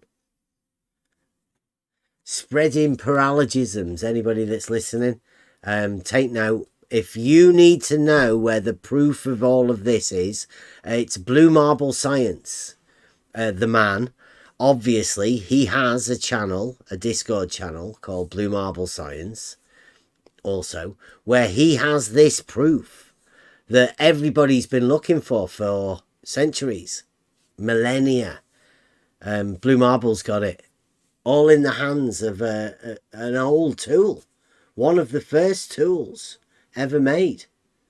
Well, obviously from the water level. The water level came first, but then the theodolite, and then at that point, Blue Marble says you can measure it. It's easy to measure. If you consider easy as impossible, well, Blue Marble Science, that's the place you want to be. If you can equate easy with impossible, then Blue Marble Science is your guy. Can't use that one that's marked in millimeters anymore. You've got to go to the rod that's marked in centimeters. And if that one doesn't work, you're probably in need of a surveyor and not a construction guy with an auto level. You probably really need then to start talking about a total station or theodolite.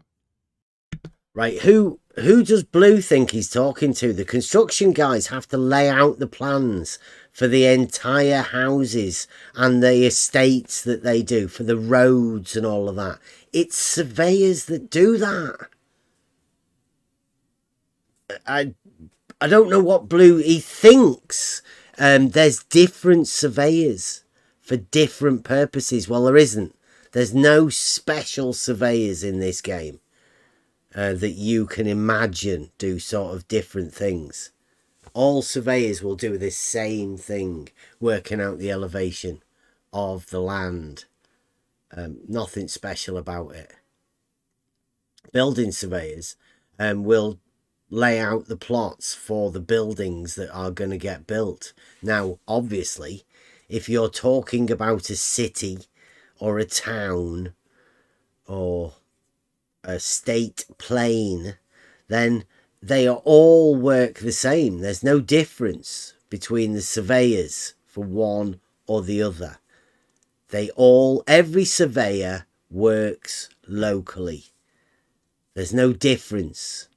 They all do the same job. They all use surveying tools where they are locally, every one of them. There's no non-local surveyors. Blue seems to keep talking down to people as if he thinks construction guys are different. They're not.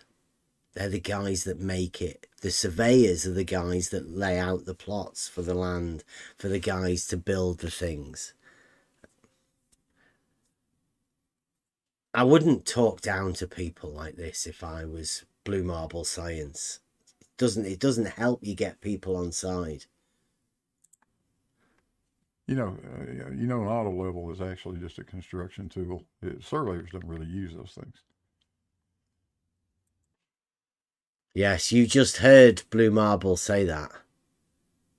He said surveyors don't use auto levels.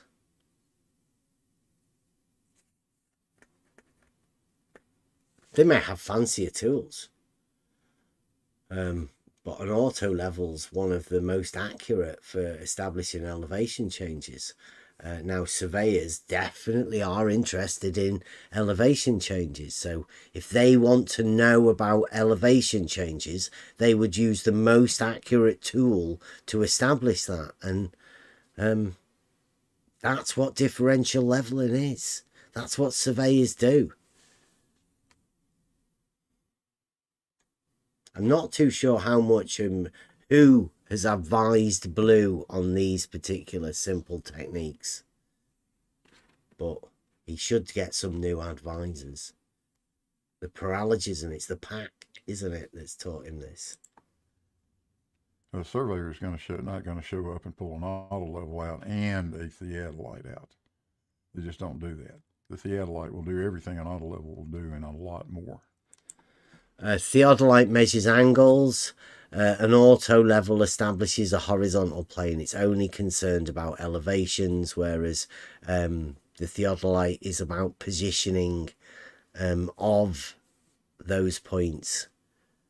The elevation is measured by the auto level. Two separate things, two separate tools to do two separate jobs.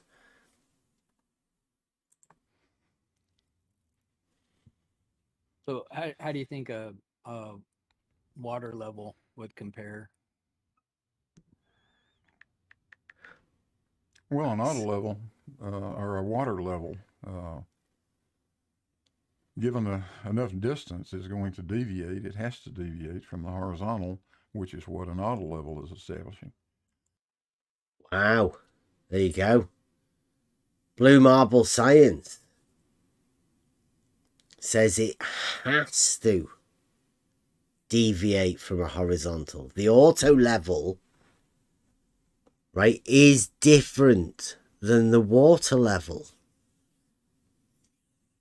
This is extremely interesting because when we started this, spot on, we said which is the most accurate. That would be the most interesting conversation to ever have with any surveyor. Ask them, what tool is the most accurate over distance for establishing a horizontal? Very easy, very simple. Is it a total station? Is it a theodolite? Is it an auto level? Or is it a water level? I would say that you could use a water level to position and give yourself a check for horizontal of all of the other tools. It would be there to help calibrate every one of the other tools to be a horizontal. But don't take my word for it. Ask anyone. Blue Marble says it's different. And he'll have people that can do that. I mean, I think that's where he meant with there has to be more than 90.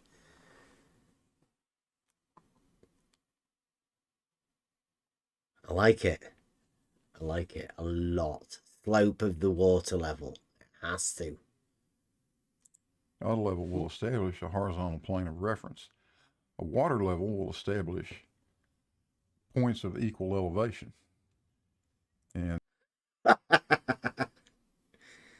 the same thing. How can it be the same but different?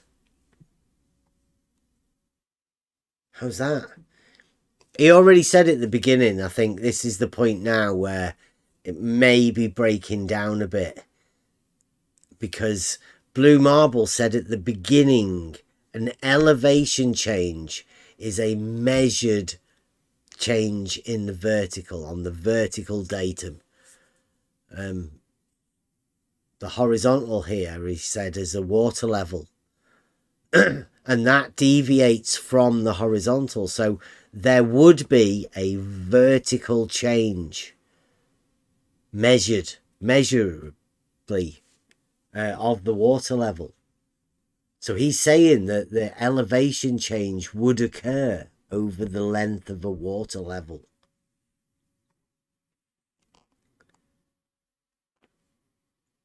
I don't know whether he actually knows he's saying that. But...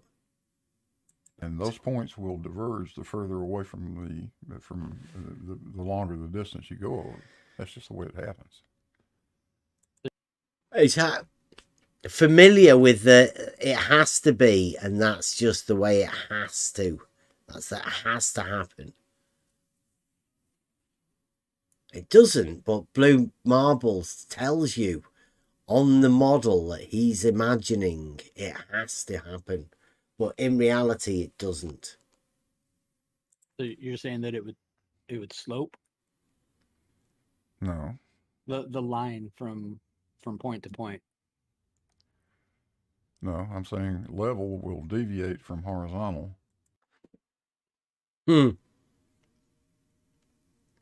No, this is obviously a aporia, right? Horizontal is a line with no slope. So how can you have something deviating from the line with no slope and not having a slope?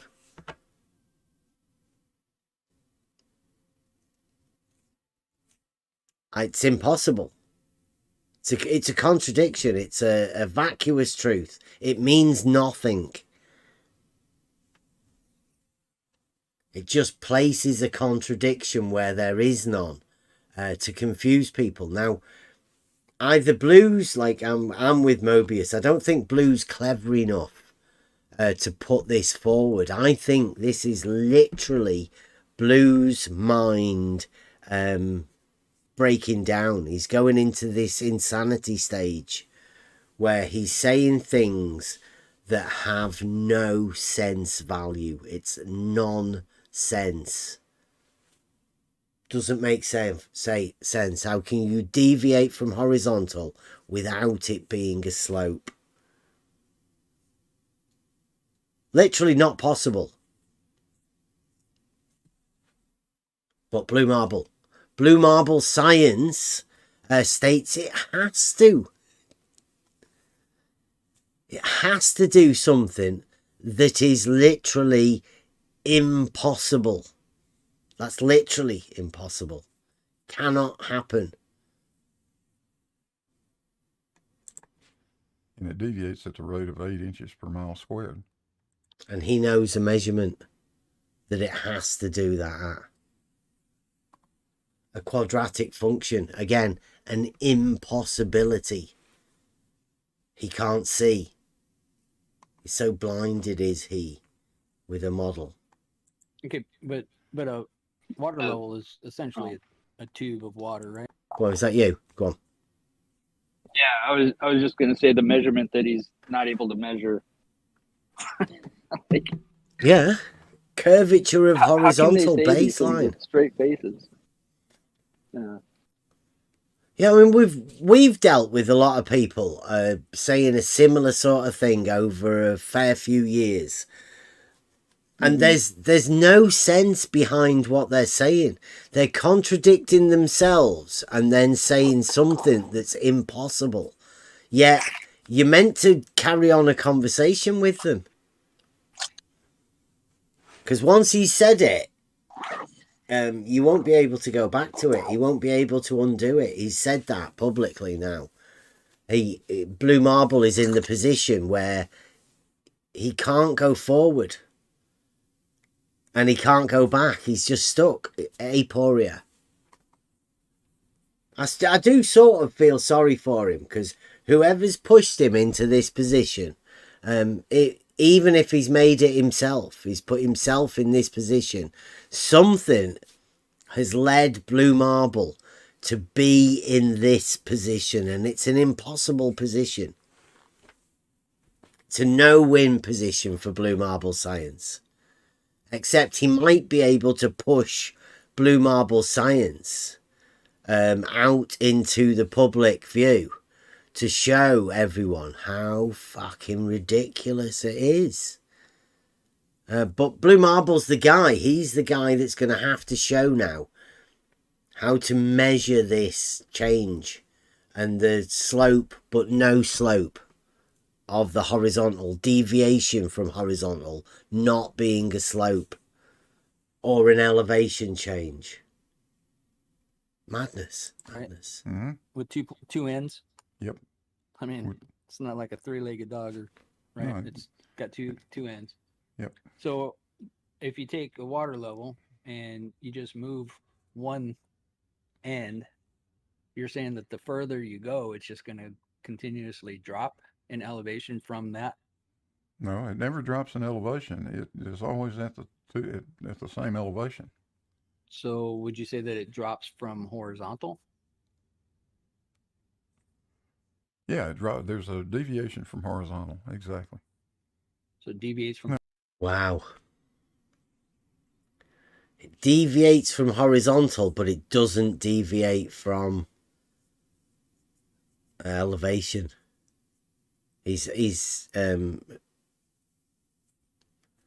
Even though the auto level is the tool that establishes a horizontal plane, and that's what we use to measure elevation changes, the most accurate tool for measuring elevation changes is the tool that establishes a horizontal plane of reference, admittedly by blue.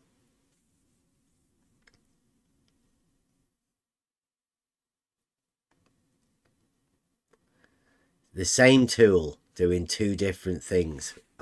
In reality, auto level is a tool for establishing a horizontal plane. Blue knows that. Blue knows that an elevation change is measured in the vertical. Well, that measurement comes from a guy holding a measuring rod as you're looking through the auto level and reading to the millimeter first order measurements, the most accurate measurements you can have. That's how we measure an elevation change. Now, Blue Marble's saying a measurable change from the horizontal isn't an elevation change. Now,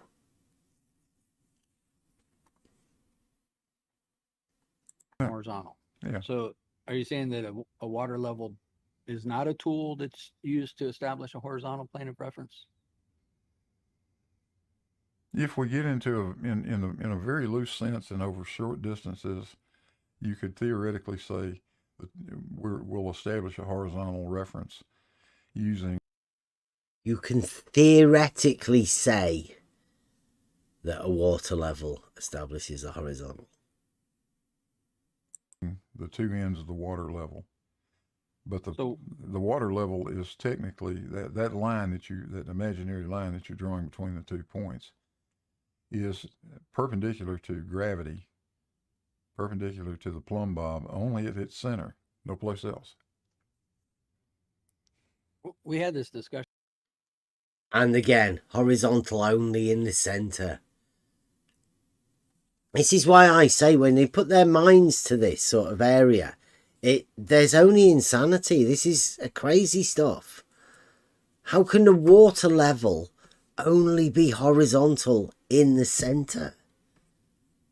Surely either end are the same elevation. That's where the horizontal plane is established of that body of water all the way across.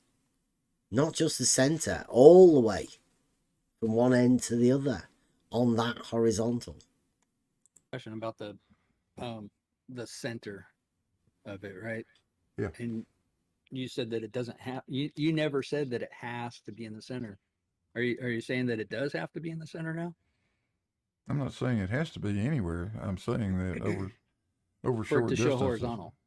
Over short distances, the deviation from horizontal. Let's say I think the numbers we were using is something like 100 meters. Over 100 meters, it's only about a millimeter different. So it's really not enough to make any big difference to anybody. So you could, for the sake of simplicity, we don't have to worry about that. Not in the right now.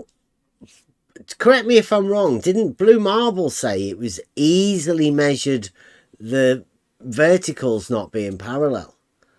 But now he's saying the horizontal can't really be measured because it's only a millimeter over a certain distance. Well, that can be measured if it's a millimeter. How can he say it's a millimeter if that's never been measured? He must just be making these numbers up. Seems to say he's got proof, but then not have any proof at all. And start making shit up. Blue marble science, ladies and gentlemen. The real world. But technically speaking, that and in reality. Technically speaking, blue marble now. He's technically speaking for blue marble science. Technically, about a water level. The technicalities of a water level on the blue marble science model. He's speaking for blue marble. That horizontal line drawn between the two ends of a water level is only perpendicular to the gravity vector at its center. And the further you go away from center, the more off it becomes. But over normal distances that you talk about, and nobody uses auto levels beyond 100 yards or so. He did just say there, nobody uses auto levels over 100 yards or so. They do. Not surveyors. Like blue marble's talking about actual surveyors here. Not using it because you can't measure to the millimeter, can't do first order measurements. Actual surveyors. What we're talking about now is we're talking about the guys that look over water with auto levels, like not actual surveying techniques. These pseudo surveyors of the blue marble science team. So Blue keeps getting confused. He keeps trying to misrepresent actual surveyors and then give them the blue marble science pseudo surveyor label. Well, they're separate, two completely different things. Geometry works Euclidean in reality, and that's where the surveyors work in reality. They measure locally using horizontal planes and measure a vertical change from that. We call it differential leveling. Just because you can't read the damn rod anymore, right? So, and it's a construction tool. That's really the only thing it's for. Yeah, I mean, construction is just a beautiful example of geometric principles, right? Like we can build things because of these fundamental facts of reality. Yeah, you can. Yeah. So that nicely done, Mobius. Construction works because we can implement the Euclidean principles into reality directly. And Blue just agreed. Because everybody has to. You have to agree that in reality we use Euclidean principles to make every building, to draw every plan, every elevation profile. It's all entirely Euclidean. Can't get away from that. Nicely done, Mobius. That's more or less where I'm coming from, what I want to really focus on. But let me ask you, like a wall, say you build a wall and it's say 100 yards, and you take a level, a carpenter's level, like I don't know, 4 foot, 7 foot carpenter's level, and you have this straight wall. Are you saying that the level, the bubble will be different from one end to the other end of this wall? No, there's no way you're ever going to see that with a carpenter's Well, level. I agree. I don't think there's any way you'd ever see that either. But I'm asking you if you're saying that that's in fact what's happening. In a very, very technical sense, to be perfectly pedantic about the entire thing, technically, yes, it is different at every point. You only have to move a millimeter one way or the other, and there is a slight angular difference. But if you put this carpenter's level on this wall, he said that. Oh. There's a small angular difference of level if you move it a millimeter.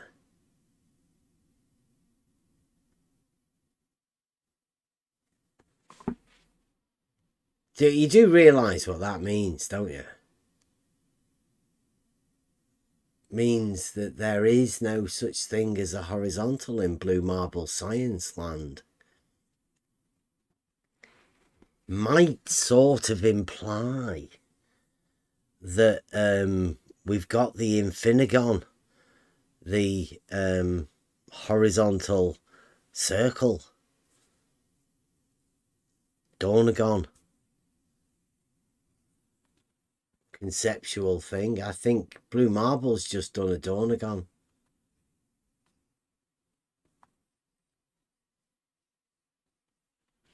It's 59.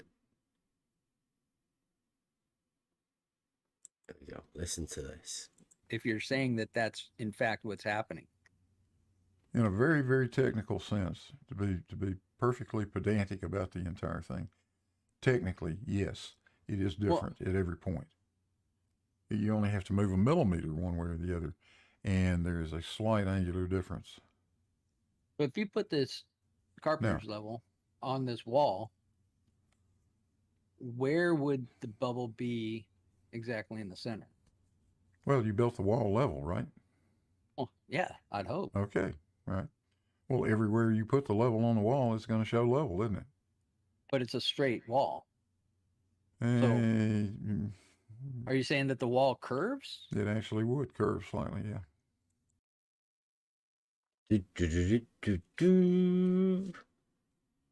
Curved walls. Now, this is blue marble science, Frantic Bunny Ears. And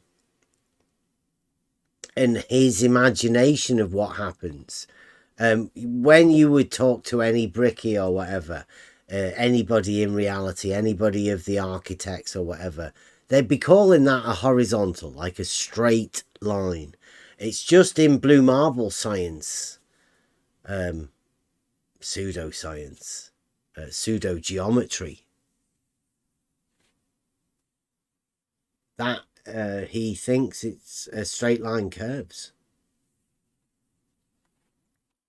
Fundamental error in blue marble thinking. If you've made it level, it's curving. This rigid slightly. Structure, you're saying curves. I don't know how many walls you've built, but they're not that rigid. Walls aren't rigid. Blue marble science. Flexible walls. I think he's mentally breaking down here, Mobius. This is the end, I think. Walls aren't rigid.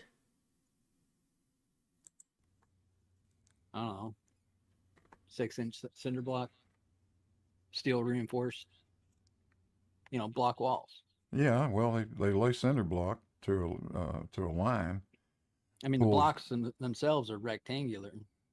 You use taut string to, identify where your straight line is so that you can match that line, and then you double check it with the level, with the carpenter's level, like a 7-foot carpenter's level or whatever, however long you got. But you got the straight line, and then you got a line level that you can put on the string to make sure that the string is level, and that level will be center all along that straight taut line, say over 100 yards, or well, maybe not 100 yards, but well, you don't do however that. long you can you can stretch that line because the tensile strength of the line and the breaking and all that stuff. I get that, but Well, the I'm line saying sags, so within what's that? the lines will sag, so they're not going to go any 100 Well, yards with a line. depending on the weight and its breaking strength and what No. you got it tied off to. Yeah. No. Yeah. There's no way. Just No, like no. a plumb bob. There's you no can, way you can pull it tight. There's no way, Mobius. There's no way you're going to pull a line 100 yards. I didn't say not have 100 it yards. sag. No. I retracted that. I know that over 100 yards, the thing's going to sag. I'm talking about within like a certain distance. Right. Like you're building a wall, so you go 30 feet at a time. Maybe not even 30 feet, but like 20 feet at a time. However long, depending on what string you're using and what you're tying it off to, and how hard you can pull that string. Over short distances, you can use the string line. Yes. Yeah. But let's talk about. But what I'm saying is that level, that line level that you put on that string, you can slide it up and down that line, and it'll still be level. No, it won't. Yeah, it will. No, it will not. You've got to hang if you're talking about using a line level, you better put that thing at the middle of the line. Do not put it anywhere else. You're gonna mess with the catenary sag in the line by doing it. Wow. I think Mobius has just explained that you pull a line taut. It doesn't matter where you put the line. And I know Mobius is saying this from experience. You can do this. Blue Marble should know. I think Mobius asked him a bit earlier if he'd ever done any practical work for anything like that. He should know that a line level goes on a line. You just make sure the line is taut. It's a straight line. Then the line level can go anywhere on the line. That's the principle of the thing. It doesn't work in Blue Marble pseudoscience. No frantic bunny ears when you put pseudoscience, because that's what it is. Bullshit science. Well, this isn't science, what we're talking about here. We're talking about geometry and the geometric concepts of a straight line. Always it comes down to the simplicity of a straight line, and that's where they have problems. Yeah, depending on the weight of the line level that you're using, and the breaking strength of the line, there's all these different factors involved, right? I mean, you're an engineer, you know what I'm talking about. I might not be talking about the technical terms that you know, but you know what I'm talking about, right? Well, yeah, I know how we build block walls in reality. I know, but I'm talking about the weight of the line level against the strength of the rope, how many pounds of per square inch you're pulling that rope, right? How tight you're pulling that rope. Well, all those factors will determine where that line level, if it's between 2 points, will be showing level. But if you've got a shorter distance with the kind of construction string that's normally found on a construction site, you can pull it tight enough to where a half an ounce of a line level, not even half an ounce, probably a quarter ounce of a line level, won't affect the downward pull or downward direction of that sag or whatever. May not affect it much, but it will have an effect on it. No, it actually does. If you're talking about you're still going to be building a rigid structure to match. You're talking about across the width of your garage. Yeah, it's not going to make any difference, really. I agree with that. But then let's talk about maybe. I want to get back to LIGO and get away from building walls and string lines. Well, I just want to make sure that we're on the same page with the geometric principles. But if you want to talk about, I'm not sure that we're there yet. You want to talk about building a concrete block wall? Let me tell you how you do it in reality. Yeah. You set up, you'll set up a level, probably a laser level. That's what lots of that's what a lot of the block masons like to use. They'll set up a laser level. They're quicker. They're easier. Set up a laser level, and they build up leads. You know what a lead is? Like a corner or a section somewhere somewhere out in the center of a long wall. They'll build they'll build up a pyramid, so to speak, and they'll get those elevations, the top of the elevations of those leads set properly, and from there, then they'll pull the string lines to break up the difference, the distance over which the string is being pulled. And then they'll just build their block up, their CMUs up to that level, up to that line. That's in reality how it's done. Right. And in reality, there's walls that are fairly long. And what you're saying is that the wall itself, even though it's level, is gonna deviate from horizontal. It will. Even though see, this is the part of blue marble science that I dislike. It sounds like blue marble is blue marble science, the person. No. It sounds like he's agreeing with Mobius, but he's not. He thinks level is curved. So what blue marble's saying is the normal bricky, the guy that does all of this stuff, that lays out the thing, that's using the level and the plumb day to day, doesn't actually know that level curves. Only special people like blue marble science, the guy that's a supposed engineer, that's speaking on behalf of people. I don't know whether he's ever done any laying out of a plot, whether he's ever established an elevation in order to build the brickwork, whether he's actually laid a string line to make sure a course of brick is horizontal. Don't know whether he's actually ever been on a job and had to say to somebody, yeah, that's definitely level. I will be working within these tolerances to straight. Because he, obviously, blue marble thinks level curves. And he'd get laughed off any building site, ever.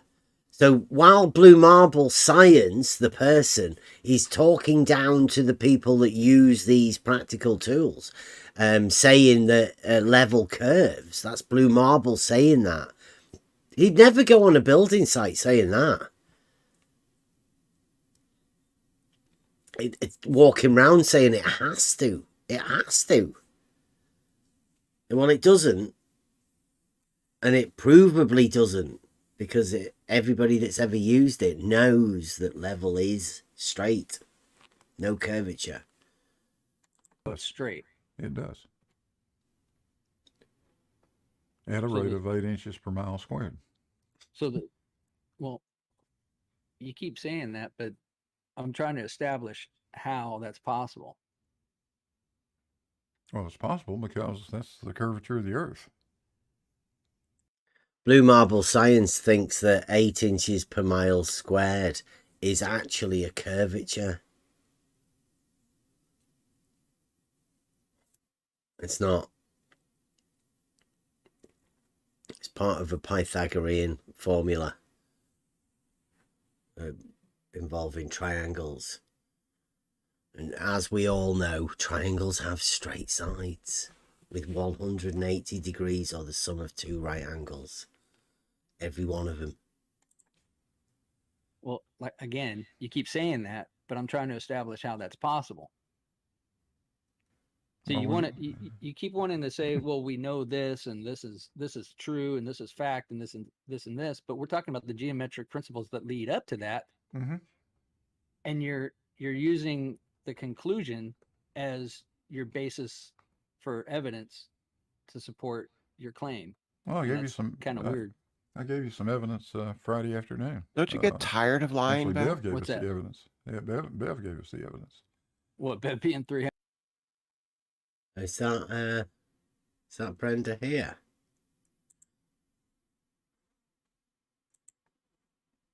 Was Brenda? Yeah. Yes, she's here. That was Blue Marble. That wasn't me, Brenda. That was Blue Marble lying his ass off. And a conversation that he had with... No, it wasn't. That was definitely Blue Marble. That. No, it was you. It was you. Because you know better. No, better than what? I definitely know better than Blue Marble when he's lying. And that's how I know to point out that he's talking bullshit. No, you don't know better than him. He's an actual engineer. You're a clown. Well, I know for a fact that that level is horizontal. That's a provable. That's a provable fact. In reality, we can do that, Brenda. No, you're autistic with brain damage. What for saying that we can prove that level is horizontal? Is that what? Yeah, you're retarded autistic, Bev. This is you speaking on behalf of Blue Marble Science or for Blue Marble Science or in defense of Blue Marble Science because he can't come and defend himself. I'm tired of listening to you. You just lie and lie and lie. You have no moral compass at all. It's not me lying when I say it is. Blue Marble is talking a load of shit. Yeah, that's a lie. And you know it's a lie. Blue Marble lies a lot. Yeah, we've heard a lot of it tonight. No, you lie. You constantly lie. About what, Brenda? Go on. Name. About everything. Name something. Name something, I dare you. A level is not a tool for establishing a horizontal plane. And you know it isn't. It is, though. But it is. It definitely is, Brenda. No, you know it isn't. I know it is. I'm the one that's proved it, Brenda. To myself. No, you haven't. Yes, I definitely have. We have a method. No, you haven't. We have a test. We have the geometric backing for it. It's you that seems to come in here, Brenda. No, talking Beth, you know shit. You know it isn't because you systematically avoid doing the test that would show whether or not it does. We did the test to show realizing Euclid test, we call it, Brenda, to show that no part of a straight line lies within a plane and another part without it. That means that the entirety of the horizontal plane or the line established by a water level lies entirely within the plane. Entirely. No slope. No nothing. Yeah, you did a test that you knew would not actually show what you claim. And no, it showed exactly what we claimed. No, yes, no. It's been pointed out to you many times that it doesn't do that. And you refuse to do the tests that no, we have done the test. You and your Blue Marble squad of bullshit artists are the ones that refuse to do it for yourselves. And that's how I can say we have done it.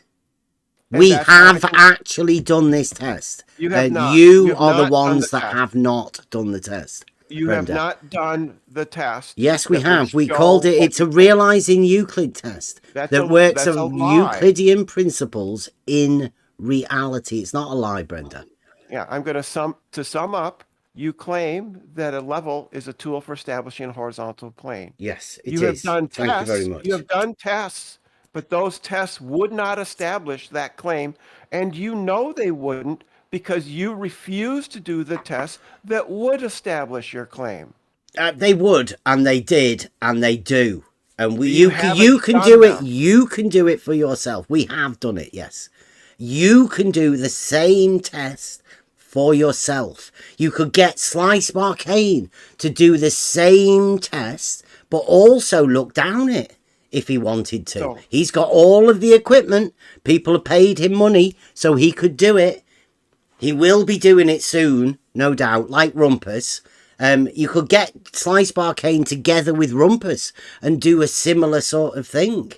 But you won't, because your Blue Marble Science squad is a load of bullshitters. They're all liars, Brenda. So you have a claim. You make a claim that you know to be false because No, you Brenda, refuse to I'll do the make a test claim that that we show did it. a Realising Euclid test last year. Right? It's already been Right, done. and it We did doesn't it prove- last year.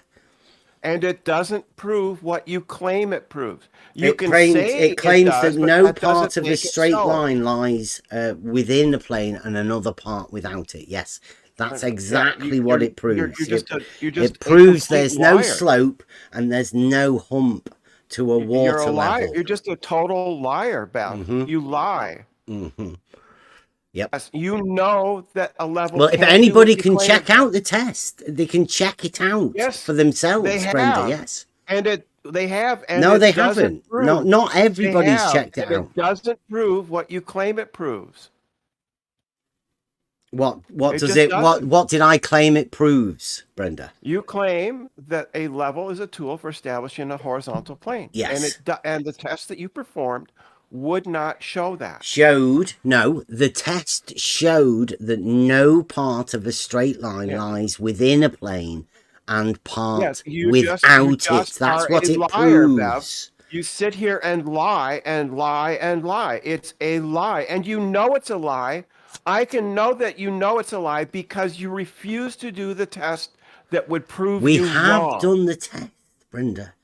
No. You do the test. You refuse to do the test that you say would prove me wrong because you can't do it because our test is provable that it is part of Euclidean principles, and we realize that in reality. Is that a little mouse rumpus in the background as well coming? Yes, he arrived. Yes, he's turned you down, Rumpus. Yeah, I have. Yeah, it's more of It's that great. Immoral behavior on your part. Immoral for turning rumpus Yes. down. No, I think that's I'm Childish saving my petty. audience. Childish and petty. Saying Euclidean geometry and learning it is moral abuse. Yeah.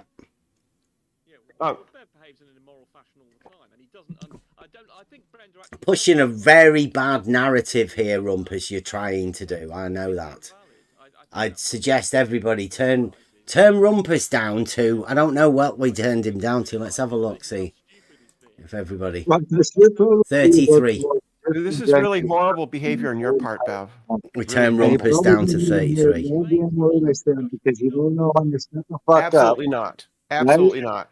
You're still talking. Can I talk? Are you going to continue to talk? Am I allowed to say something? Yes. No, Yes. this will be interesting. There you go. I've turned Rumpus down to 0 now. That's good. So if anybody else in the Discord can't hear anything that anybody else is saying, I suggest you do the same for Rumpus. Just down to 0. If he wants to post anything, he can post it in the live chat as a text or something, and then Yeah, we but can you all... block him. But Bev, you block him in the live chat too, just like you block me in the No, live chat. he can post whatever he wants in there. I'm blocked. I'm blocked in the live chat, Bev. You What have do you mean many you're people blocked? I'm blocked. No, you were posting in there the Yes. other day. I'm hidden Don't in the lie, in the Brendan. It's a block- blatant I don't care. lie. You can post in there as much as you want. Yeah, I'm with you, Mike. I think we might be doing that too. Brenda too. You just seem to say, you say, Brenda, you lie, but you've got nothing to back that up. You don't even know what you're talking about. Rumpus is on mute and he's still talking. I know, it's all green. So Bev, You have to talk over Rumpus, Brenda. Bev, I just Are you made a gonna post. I mute just him? made a Bev, I just made a post in the live in the chat in the YouTube channel. Do you see it? Do you see it? No, I'm in the Discord. There, look. So I'm in the YouTube. In the Discord. In the YouTube. Yeah, well, I have mods in YouTube, right, that stop people saying vile shit. And obviously, you must have said something pretty bad for them to have blocked you. That's not my problem. Well, your people are fanatics. You can type in the Discord, can't you? You are in Discord right now talking to us. I'd like to so be able you to can put type that, but you can look if you type it in the live chat on Discord, it's showing on the video. I want it to People show will in be the able YouTube to chat. see it. I want it to show in the YouTube chat, Bev. Unblock me from the YouTube chat, please. No, you're not going to. Yeah, okay. Absolutely not. No, because what we've done is we've got rid of the tag, and quite cleverly. Absolutely, you lied. Of course because you did. of no, we've got rid of the tag. You know, that one that you're fond of talking about. We don't have it because we're not. We just talk about reality here. So that's why we talk about the Realising Euclid Tests. We're talking about realizing Euclidean principles into reality, making real these basic geometric concepts that everybody should already know that it is reality. This is how reality exists and then in you just these. Talk over people, and then you just talk over people. I'm talking over Rumpus if Rumpus is still talking. You're a Bev. You're a bully. Yeah, right. You're a bully. Yeah, go on. How we, because you just came in here talking about other people, blatantly saying that other people are liars, but nothing to back that up. Now that sounds like you a little are not addressing bit anything, Brenda. Yeah, you are just naming Beth that's liar, false. and I backed up what I had to say. No, you didn't. So yes, I did. What was it? The fact that Bev refuses to conduct a test that would prove his claim false is evidence that he's lying. He said many times that he did this test, and he proved that yes, the line is straight. The test didn't give the results, and he knows it. The fact that he knows it tells me it's a Brenda, it's impossible for me to have a test that proves something that I've already proved to be false. That is actually impossible. Literally impossible. I've already done a test for me, and Spot On. We were all there, and my sons, to prove that no part of a straight line lies within a plane and another part without it. That's what I've proved to myself. Now, you, Brenda, are the one that refuses to do anything to disprove that, right? You are the one with the claim. You are the one that says I'm lying. So you should be the one with your Blue Marble team of scientists, bunny ears, to do that, right? You go away and do that test. Get it sorted with Blue Marble, right? Get your team on it and prove me wrong. Please go to it, Brenda. You prove me wrong. By the way, it's a little bit unrelated, but why do water levels not align with the horizon? What's he talking about? Water level or auto level? I think the water level, the levels with the one that's at an even altitude. You know, talking about the ones that are at higher elevation. The ones that are higher than the horizon. The ones that are above the horizon. The ones that, like, what do you want them to do, Brenda? Because water level is parallel to horizon, plane of horizon. It's not on the same elevation. It's higher. Yeah. That's why it cannot align. Well, maybe I should put it a different way. Why does the horizon drop with increasing altitude? Because you're getting higher than the horizon. Can I just get this, Brenda? You're saying with rising altitude, right? So you are rising. Yes, you're right, and you think that is the horizon dropping? I said with increasing altitude. Yeah, so you rise Bev, you have to allow people to finish their sentence. Yeah, I'm just trying to get this logically formulated, right? You are rising, and yet you equate that as the horizon dropping. You have to listen. Okay, go on then. Let's. Perhaps I got it wrong. Yeah. You most likely will get it wrong if you try to guess what I'm saying before you permit me to say it. Well, he can't help it because he's just demented. So, with increasing altitude, the horizon drops, and it's a measurable drop. It can actually, you can make it into a formula, in fact. No. Does the measured drop equate to the increase in altitude in any way? There's a relation between the drop of the horizon and your altitude. Yeah. Right. So if you go up 100 feet, then the horizon will be 100 feet below you. And if you go up 200 feet, then the horizon will be 200 feet below you. Because you go up, then the horizon is that distance below you. Right? Isn't that right, Brenda? No. The dip angle increases. What angle? Altitude. No, we're talking about a measurement, a distance, right? That's an angle isn't a distance, angle. Brenda. No. The dip angle, right? From horizontal. No, it's a measurement, a vertical change, Brenda.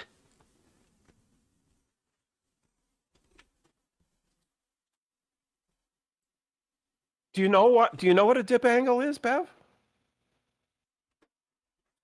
Do you know what a measurement is, Brenda? He doesn't know. Do you know what a measurement is, Brenda? I do know what an angle is, yeah. Do you know what a measurement is? Do you know what a man is, Brenda?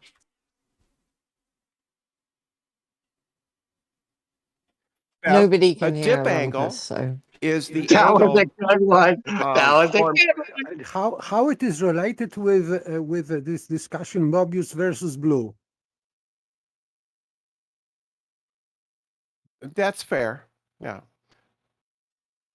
So a dip angle is the angle formed between your eye and horizontal and the horizon. The horizon drops depending on your height. Where's your eye then? Is your eye the vertex? Yeah. Okay. Jesus Christ. So is your eye the measurement tool for, because it's the inclination of the, so you can establish a horizontal with your eye. And then what, do you look down with your eyeball to measure the angle between the horizontal and? Say, for instance, in a sextant. Oh, not your eye then. Don't you put your eye next up to it? Well, you don't have to have your eye there, right? A sextant's still a sextant that measures angles without your eye, isn't it? Don't you sight through a theodolite, Bev? Well, it's a theodolite now. Okay. Do you know what a sextant is, Brenda? You know a sextant isn't a theodolite, don't you? Or are you just getting confused?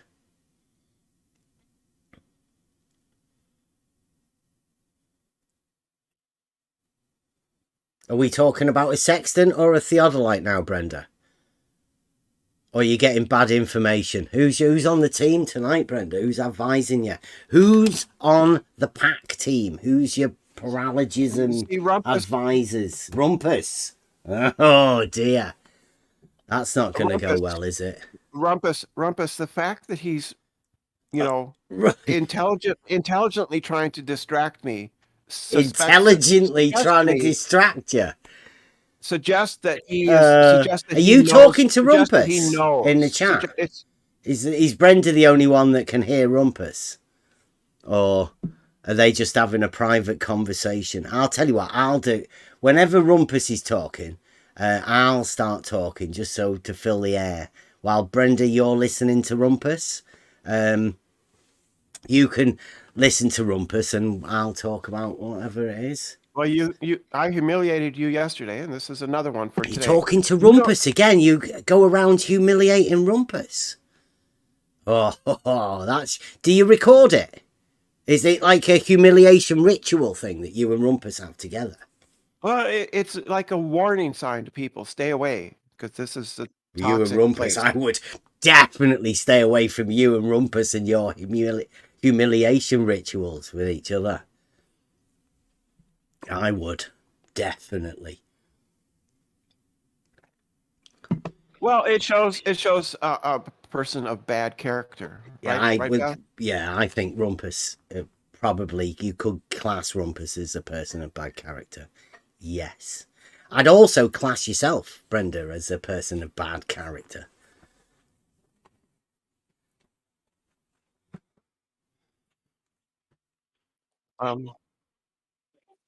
Just confer with Brenda, Rumpus. I think Brenda and Rumpus just came to interrupt this debate between Mobius and Blue for some reason. I don't know why they are triggered for that. I think they've come in to stop this blue marble thing with Mobius. Yes, yeah. I don't know why. Maybe there was something. White knighting for blue marble. Triggered. Oh, yeah. It was just fucking boring. It was just boring, Bev. It was blue marble does get like that, right? But Mobius was absolutely destroying him. Well, you were just making lie after lie about what blue marble said, and no, blue marble was saying it. I wasn't doing that. He was saying it many times. First, he said that verticals are perpendicular to horizontal, and then he denied it. Because he must. No, he didn't say that. You're just dumb, and you can't understand words. He said that verticals are divergent. I listened to it. Yes, they do diverge. But they do first diverge. He said that they are perpendicular. Yes, they would be perpendicular to a local horizontal. Yes. No. Yes. He didn't say local horizontal. It doesn't matter. That's what he meant. No.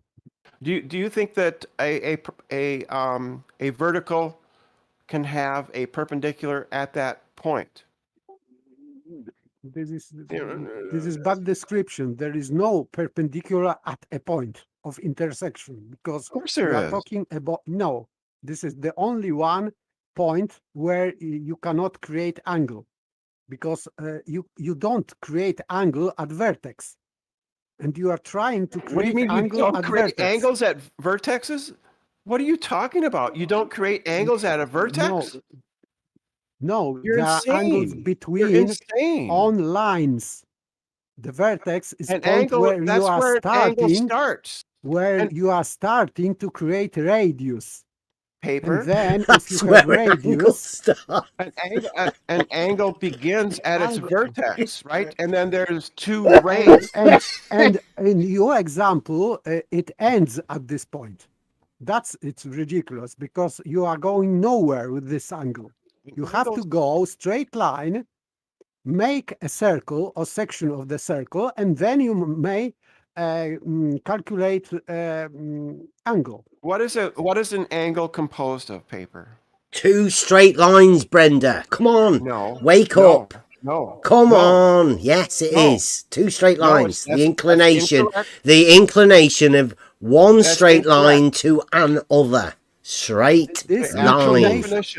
This inclination, yes, because these straight lines we are considering as radii at some angle, and you can't just section of the circle. Angle is section of the circle. No, it's not. No, no. Angle is not. So degree is not angle would you measurement. Shut your mouth for 1 second. This is not circle measurement. Degree. You just admit it. Yes. Paper. Quiet. You are looking composed. Stupid. An angle is composed. Brenda, who are you talking to? An angle is Brenda, we composed don't talk to people like that here. Thank you very much. You may have been over in politics. Is it politics or that other debate channel that you talk about? Please don't talk to people like that in here. What you do all the time here. You don't have No, I don't. We don't talk to people like yes, that you do. in here. You do. No, we don't. You treat people horribly. No, we don't, Brenda. Do you still we try put to get up with people children in like here, you. Bev? What? Do you still try to get children into your server, Bev? No, we never have. Yes, you have. No, yes, you have. we have not. Yes, you have. No, Brenda, we have children, not. Brenda, we do not do that. Fucking pedophile. Right. At least he doesn't Brenda. troll the local toilets like you do. Who are you talking about? Ban, Brenda. There you go. See you later. Never to come back. Never call us things like that. That's what Brenda does. That's the limits of it. But that was Brenda's cop-out. Brenda will never come back here again. That's the sort of person we don't want.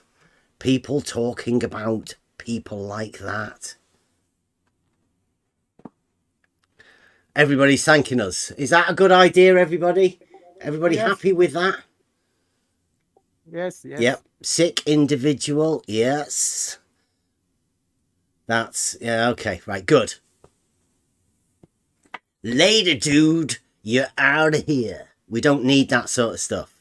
Now, do we let Rumpus come in and do the White Knight in for Blue Marble? Or do we just carry on with the Blue Marble Mobius? Nearly there where Brenda was. So he's not calling you that name, but he's calling you and all wanker. So he's close.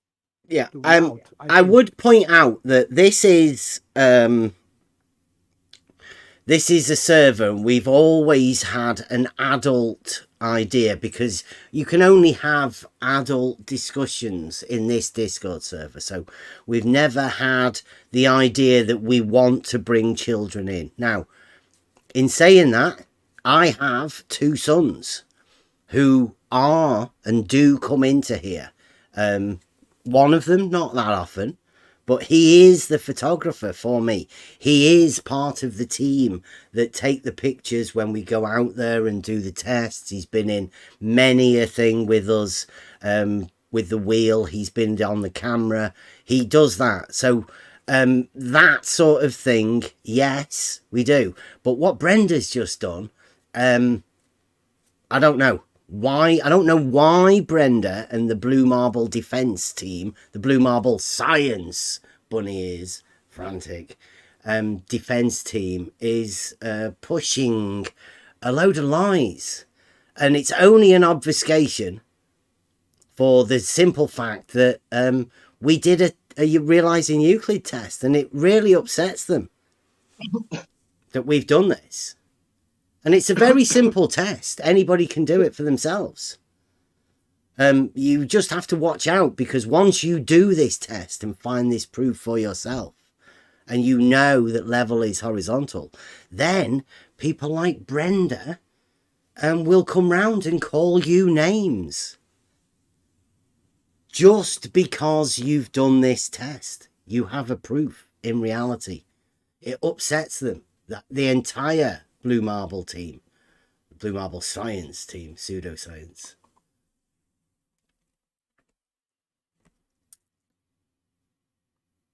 Yeah, this Blue Marble science team seem to be very judgmental and very, I mean, I've heard people like Farmer's Boy, the guy who never comes and says anything to anybody about anything, but speaks in the background. He said, we shouldn't be able to have children.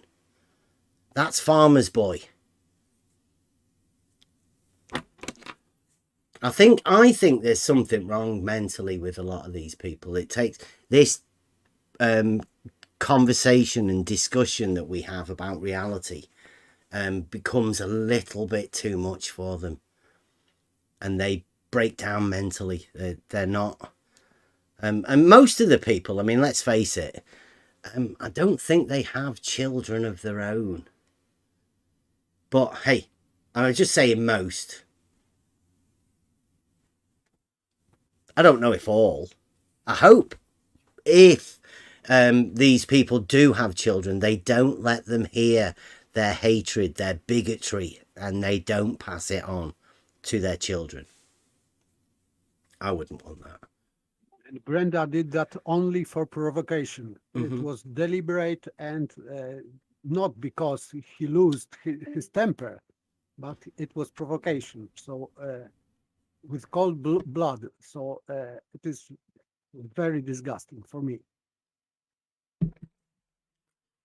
Yeah, there's nothing new. I hope you're listening, Rumpus. That was your teammate, your partner in crime. And it is a crime to come and on people's shows and do that sort of thing to them. Just talking about simple stuff. So do we want to carry on with Mobius, I think, and Blue Marble? Because I think this is why they want to stop this. Blue Marble obviously needs somebody out there to defend him. He's next on the line for this. I call it a humiliation ritual. They've all gone through it. Jesse Kozlowski, the guy that may or may not be from Maine. They put George through it. Rumpus is still... I think Rumpus is the one that pushed George into it myself. And now it's Blue Marble's turn. Brenda does it all the time, but Brenda's a special case of diletheism. Thankfully gone now. We don't really need to talk about Brenda anymore, but thanks to Brenda, we do know and have the understanding of diletheism. We know about this idea where they have two truths. The idea where contradictions just seem to melt away. They stop being contradictions. That's where this group of people are living in. And we'll carry on. We'll carry on with the Blue Marble science. A chat with Mobius. Blue Marble's just at the part now where he's starting to break down. He's found himself in aporia. Mobius has put him into that corner, and the straight lines being questioned. 300 foot tall? No, Bill wasn't 300 feet tall. Do you guys know? Do you know what Stadia marks are? Yeah. Okay. Yeah, it what, didn't matter. What about his feet being 200 feet below sea level? How was that? You can use the Stadia marks several ways. You can go from the upper Stadia mark to the lower Stadia mark and measure that, and that's the most accurate way of using them. But you don't even have to do that. All you do is change the factor. If you go from the horizontal, from your crosshair, your horizontal crosshair, to the upper or the lower Stadia mark, all you've done then, if you get that measurement correct on the object that you're looking at, then all you got to do is multiply by 200 instead of multiplying by 100. Same thing. Right. Blue Marble's just expressing how he's never actually done any stadiometric range finding. He's just trying to prove to himself that he knows that because he can see Blackpool Tower in the background, that he knows how far away it is. Well, that's not what we went there for. Like we said, we went there to prove that the guy that may or may not live in Maine and George were lying when they said they can achieve an accuracy of 1 arc second over 1,500 yards. That's what we went there for, to show that in that particular test. That's what we went there for. Blue Marble is making up something. His existential cognitive veiling is not allowing him to see what we actually went there for. And he's making up a brand new scenario that he can just divert to every time we try and address the issue.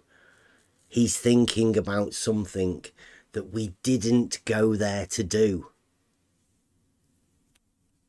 Because he can't bear to look at what we actually went there to do. We went there to prove that the claims that have been made by the Blue Marble science team, bunny ears, of fake surveyors was a load of bullshit. Like we proved it was. That's why we went there, to do that one particular test. So Blue Marble is trying to get around addressing that issue, because obviously it would cause him to question all of the other things that he's going to now rely on. So Bev's feet didn't make any difference. All I did was look at the height of that tower from the roof of the building under it to that point that the upper Stadia tick was sitting on, and that's about 340 feet. Now multiply that times 200, it's 68,000 feet, and that's 12.9 miles. There's the proof that you're looking for right there. Wait, you said proof?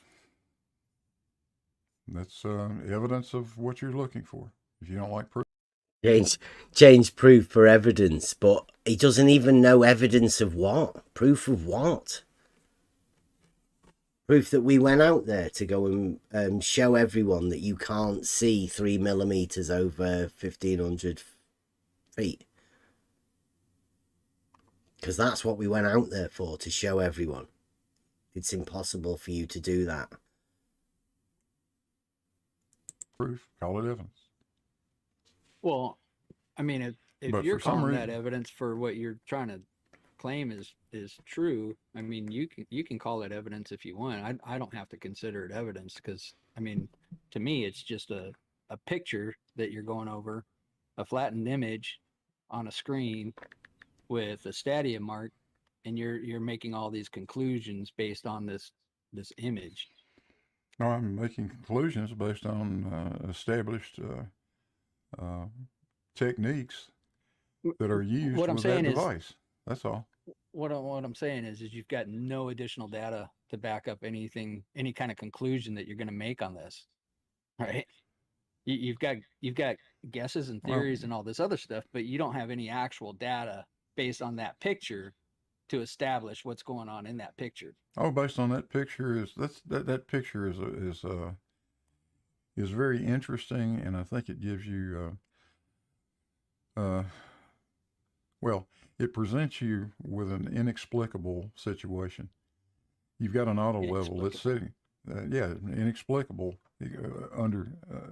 without considering something else happening, because you've got a horizontal plane of reference that's being established by that auto level, and that horizontal plane of reference is striking the building 100 feet up above the beach. Now there's a problem there. How did that happen? Yeah, that is a problem. I mean, how do you have a horizontal? Well, does it establish a horizontal plane of reference or not? Yeah. Does it have a horizontal plane of reference or not? Is that what that auto level establishes? Yes or no? Like I said, you're not relying on any data.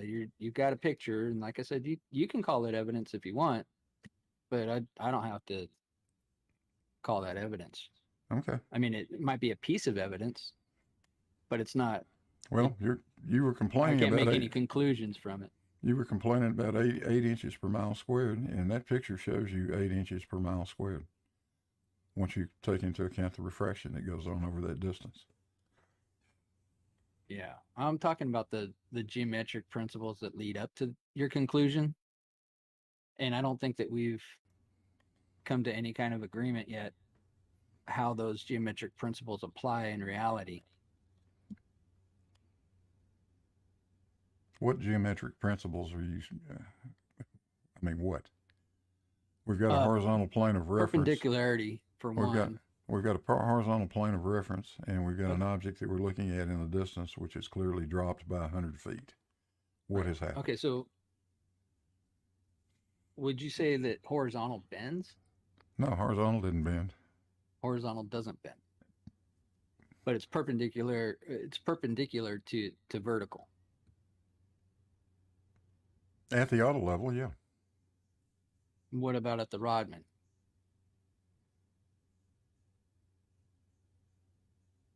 Again, if you move away from the point where There's a non-answer, right? That was a stall, a brain freeze.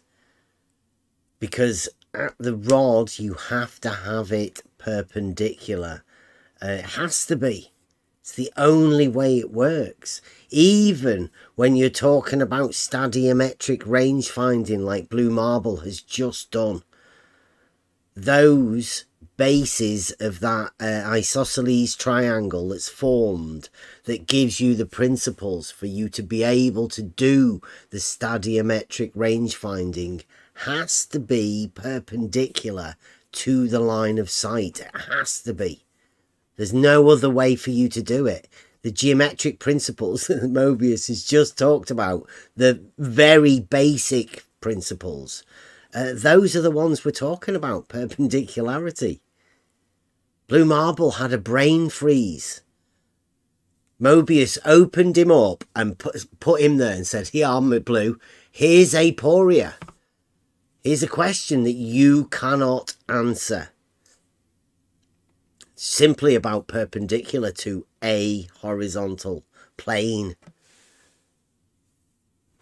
That he, Blue Marble, has said himself that at auto level does establish.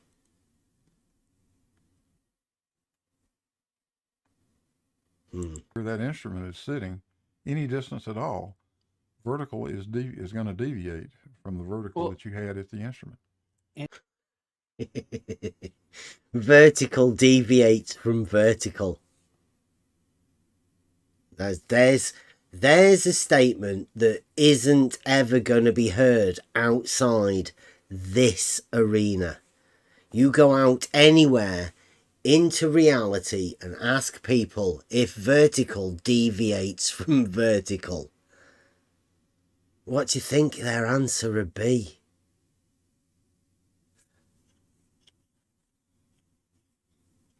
Yeah, Blue Marble Science, Frantic Bunny Ears, states it's part of his model. It has to be.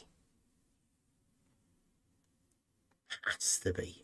And again, you're saying that without leading up with the geometrical principles to back you up. You're making a conclusion that is based on your conclusion. Like, I'm trying to start. I don't think that's true. I don't think that's true. I know you don't think it's true, but that's what's happening. And I'm just trying to tell you that that's what's happening. Well, you're using the nuh-uh defense. No, you're using. Wow. Now there's projection. Blue Marble just stating perpendiculars don't work because verticals deviate from verticals. That's not him doing the nuh-uh. Apparently. And by the way, what Blue is doing, it's classical circular reasoning. So yes, conclusion based on conclusion. Yeah. So it is perfect circular reasoning. Well, they within this Blue Marble Science, Frantic Bunny Ears, they we've noticed that they do start off with the conclusion. And then they formulate some sort of a method to give them the conclusion. But in extreme cases like this that Mobius has done, where you get an actual geometric principle and you lay it out for them, there is no method that they can come up with. Like Mobius says, you've got no geometric backing. So that's all he can do then, is go on repeat for the conclusion, right? It is curved because it is curved because it has to be curved. And it just sounds ridiculous. And I'm hoping people are seeing this. This is Blue Marble Science, is the guy that's named himself the head honcho of the entire science arena, all based around this Blue Marble model, the science of the non-existent model. that doesn't relate to reality. It can't come into reality. They get upset about you talking about reality because it doesn't fit in with this science that they're talking about.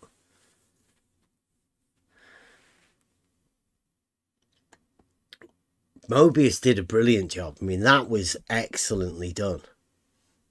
Start talking about the horizontal and then say, where's the perpendicularity to this horizontal?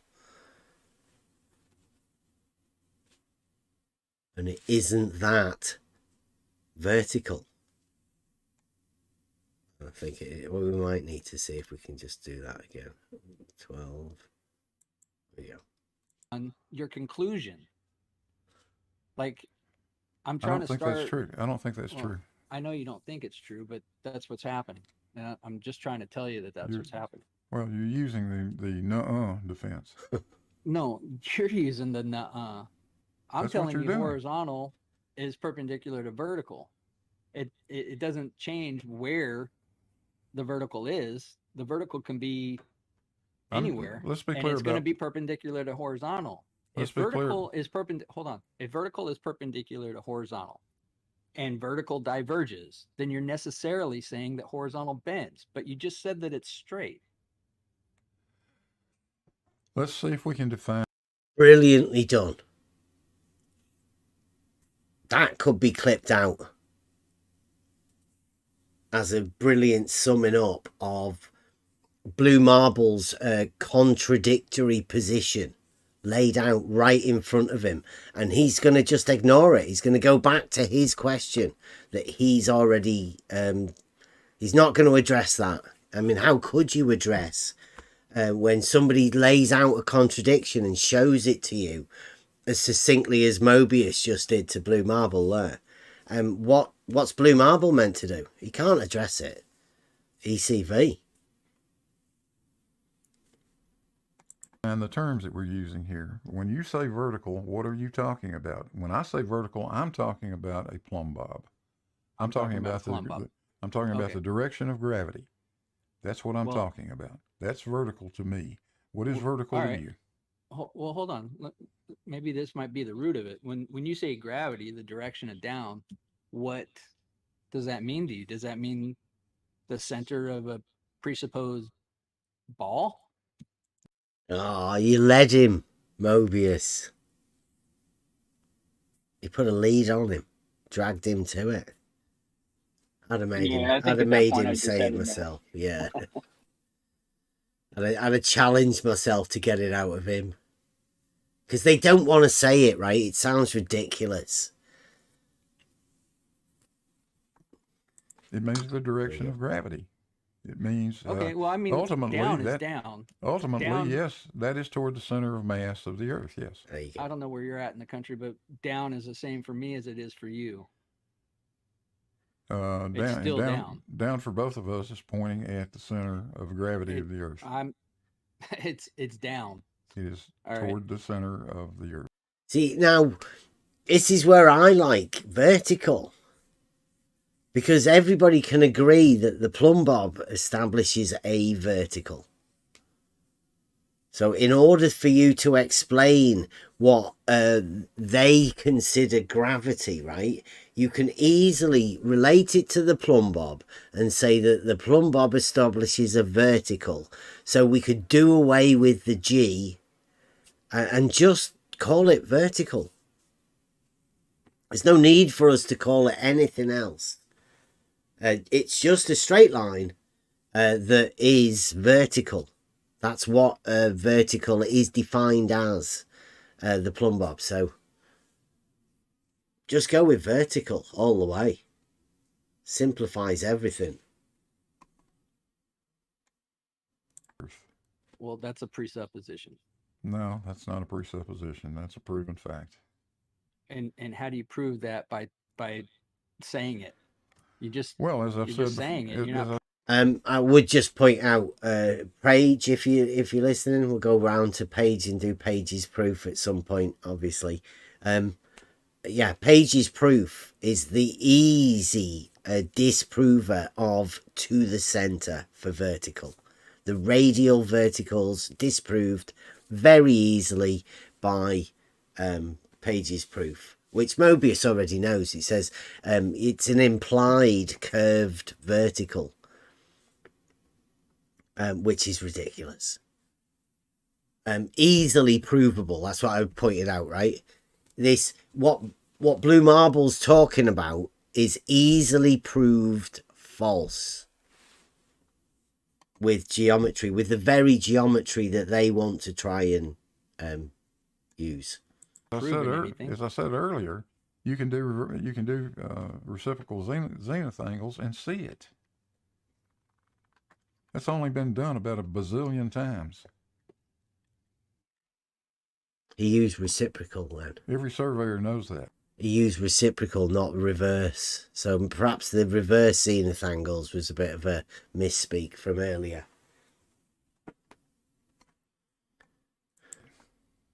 So you're saying vertical divergence. And it's not a surveying technique.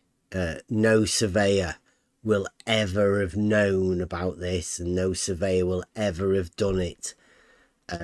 Blue Marble's just talking shite that's been given to him, paralogisms. He's been handed a paralogism by people that have claimed to be doing something, but they're not. They're just role-playing. Diverges. Yes, absolutely it does. Then you're necessarily saying that horizontal bends. No, I'm not. Then how are you establishing a horizontal if verticals diverge? Horizontal is only established at one point, not multiple points. 1 point and 1 point only. How do you establish a horizontal at only 1 point? With if an you've got auto no other level or a reference? theodolite. With an auto level or a theodolite. That's how. A point doesn't have any information. It's just a location, a hypothetical location. It can be a physical spot that you designate as this point right here. You don't understand that that an auto level or a theodolite is a pendulous sort of device. You don't understand that? Okay. It's also optical, right? It's optical, but it's a pendulous device. It's got a compensator built into it. A compensator. You know what a compensator is? What's it compensating for? It's compensating for gravity. Let me be a little more detailed about that. Okay. What it's compensating for is your misalignment of the base of it. My misalignment. When you set it up, you only have to get the bubble within typically about 15 arc minutes. About 15 arc minutes of level, and beyond that, the pendulous compensator in that auto level will automatically point toward the center of the Earth. It takes care of it for you. It just establishes a horizontal plane. That's what it does. Not to the center of anything. It establishes a horizontal plane of reference for you to be able to use, providing it is within calibration, which it has to be checked in order to make sure that it does that. I'm glad people are getting into the actual practical methods of this. I mean, we've been showing, hopefully, we've been trying to show people how these things are done in reality and how these methods are used and these tools are used. Hopefully we can do some more. Well, it points down. Yeah. And that's your vertical. And your optical the instrument is then. Read. And the instrument then is perfectly perpendicular to that pendulum, that pendulous part of the auto level.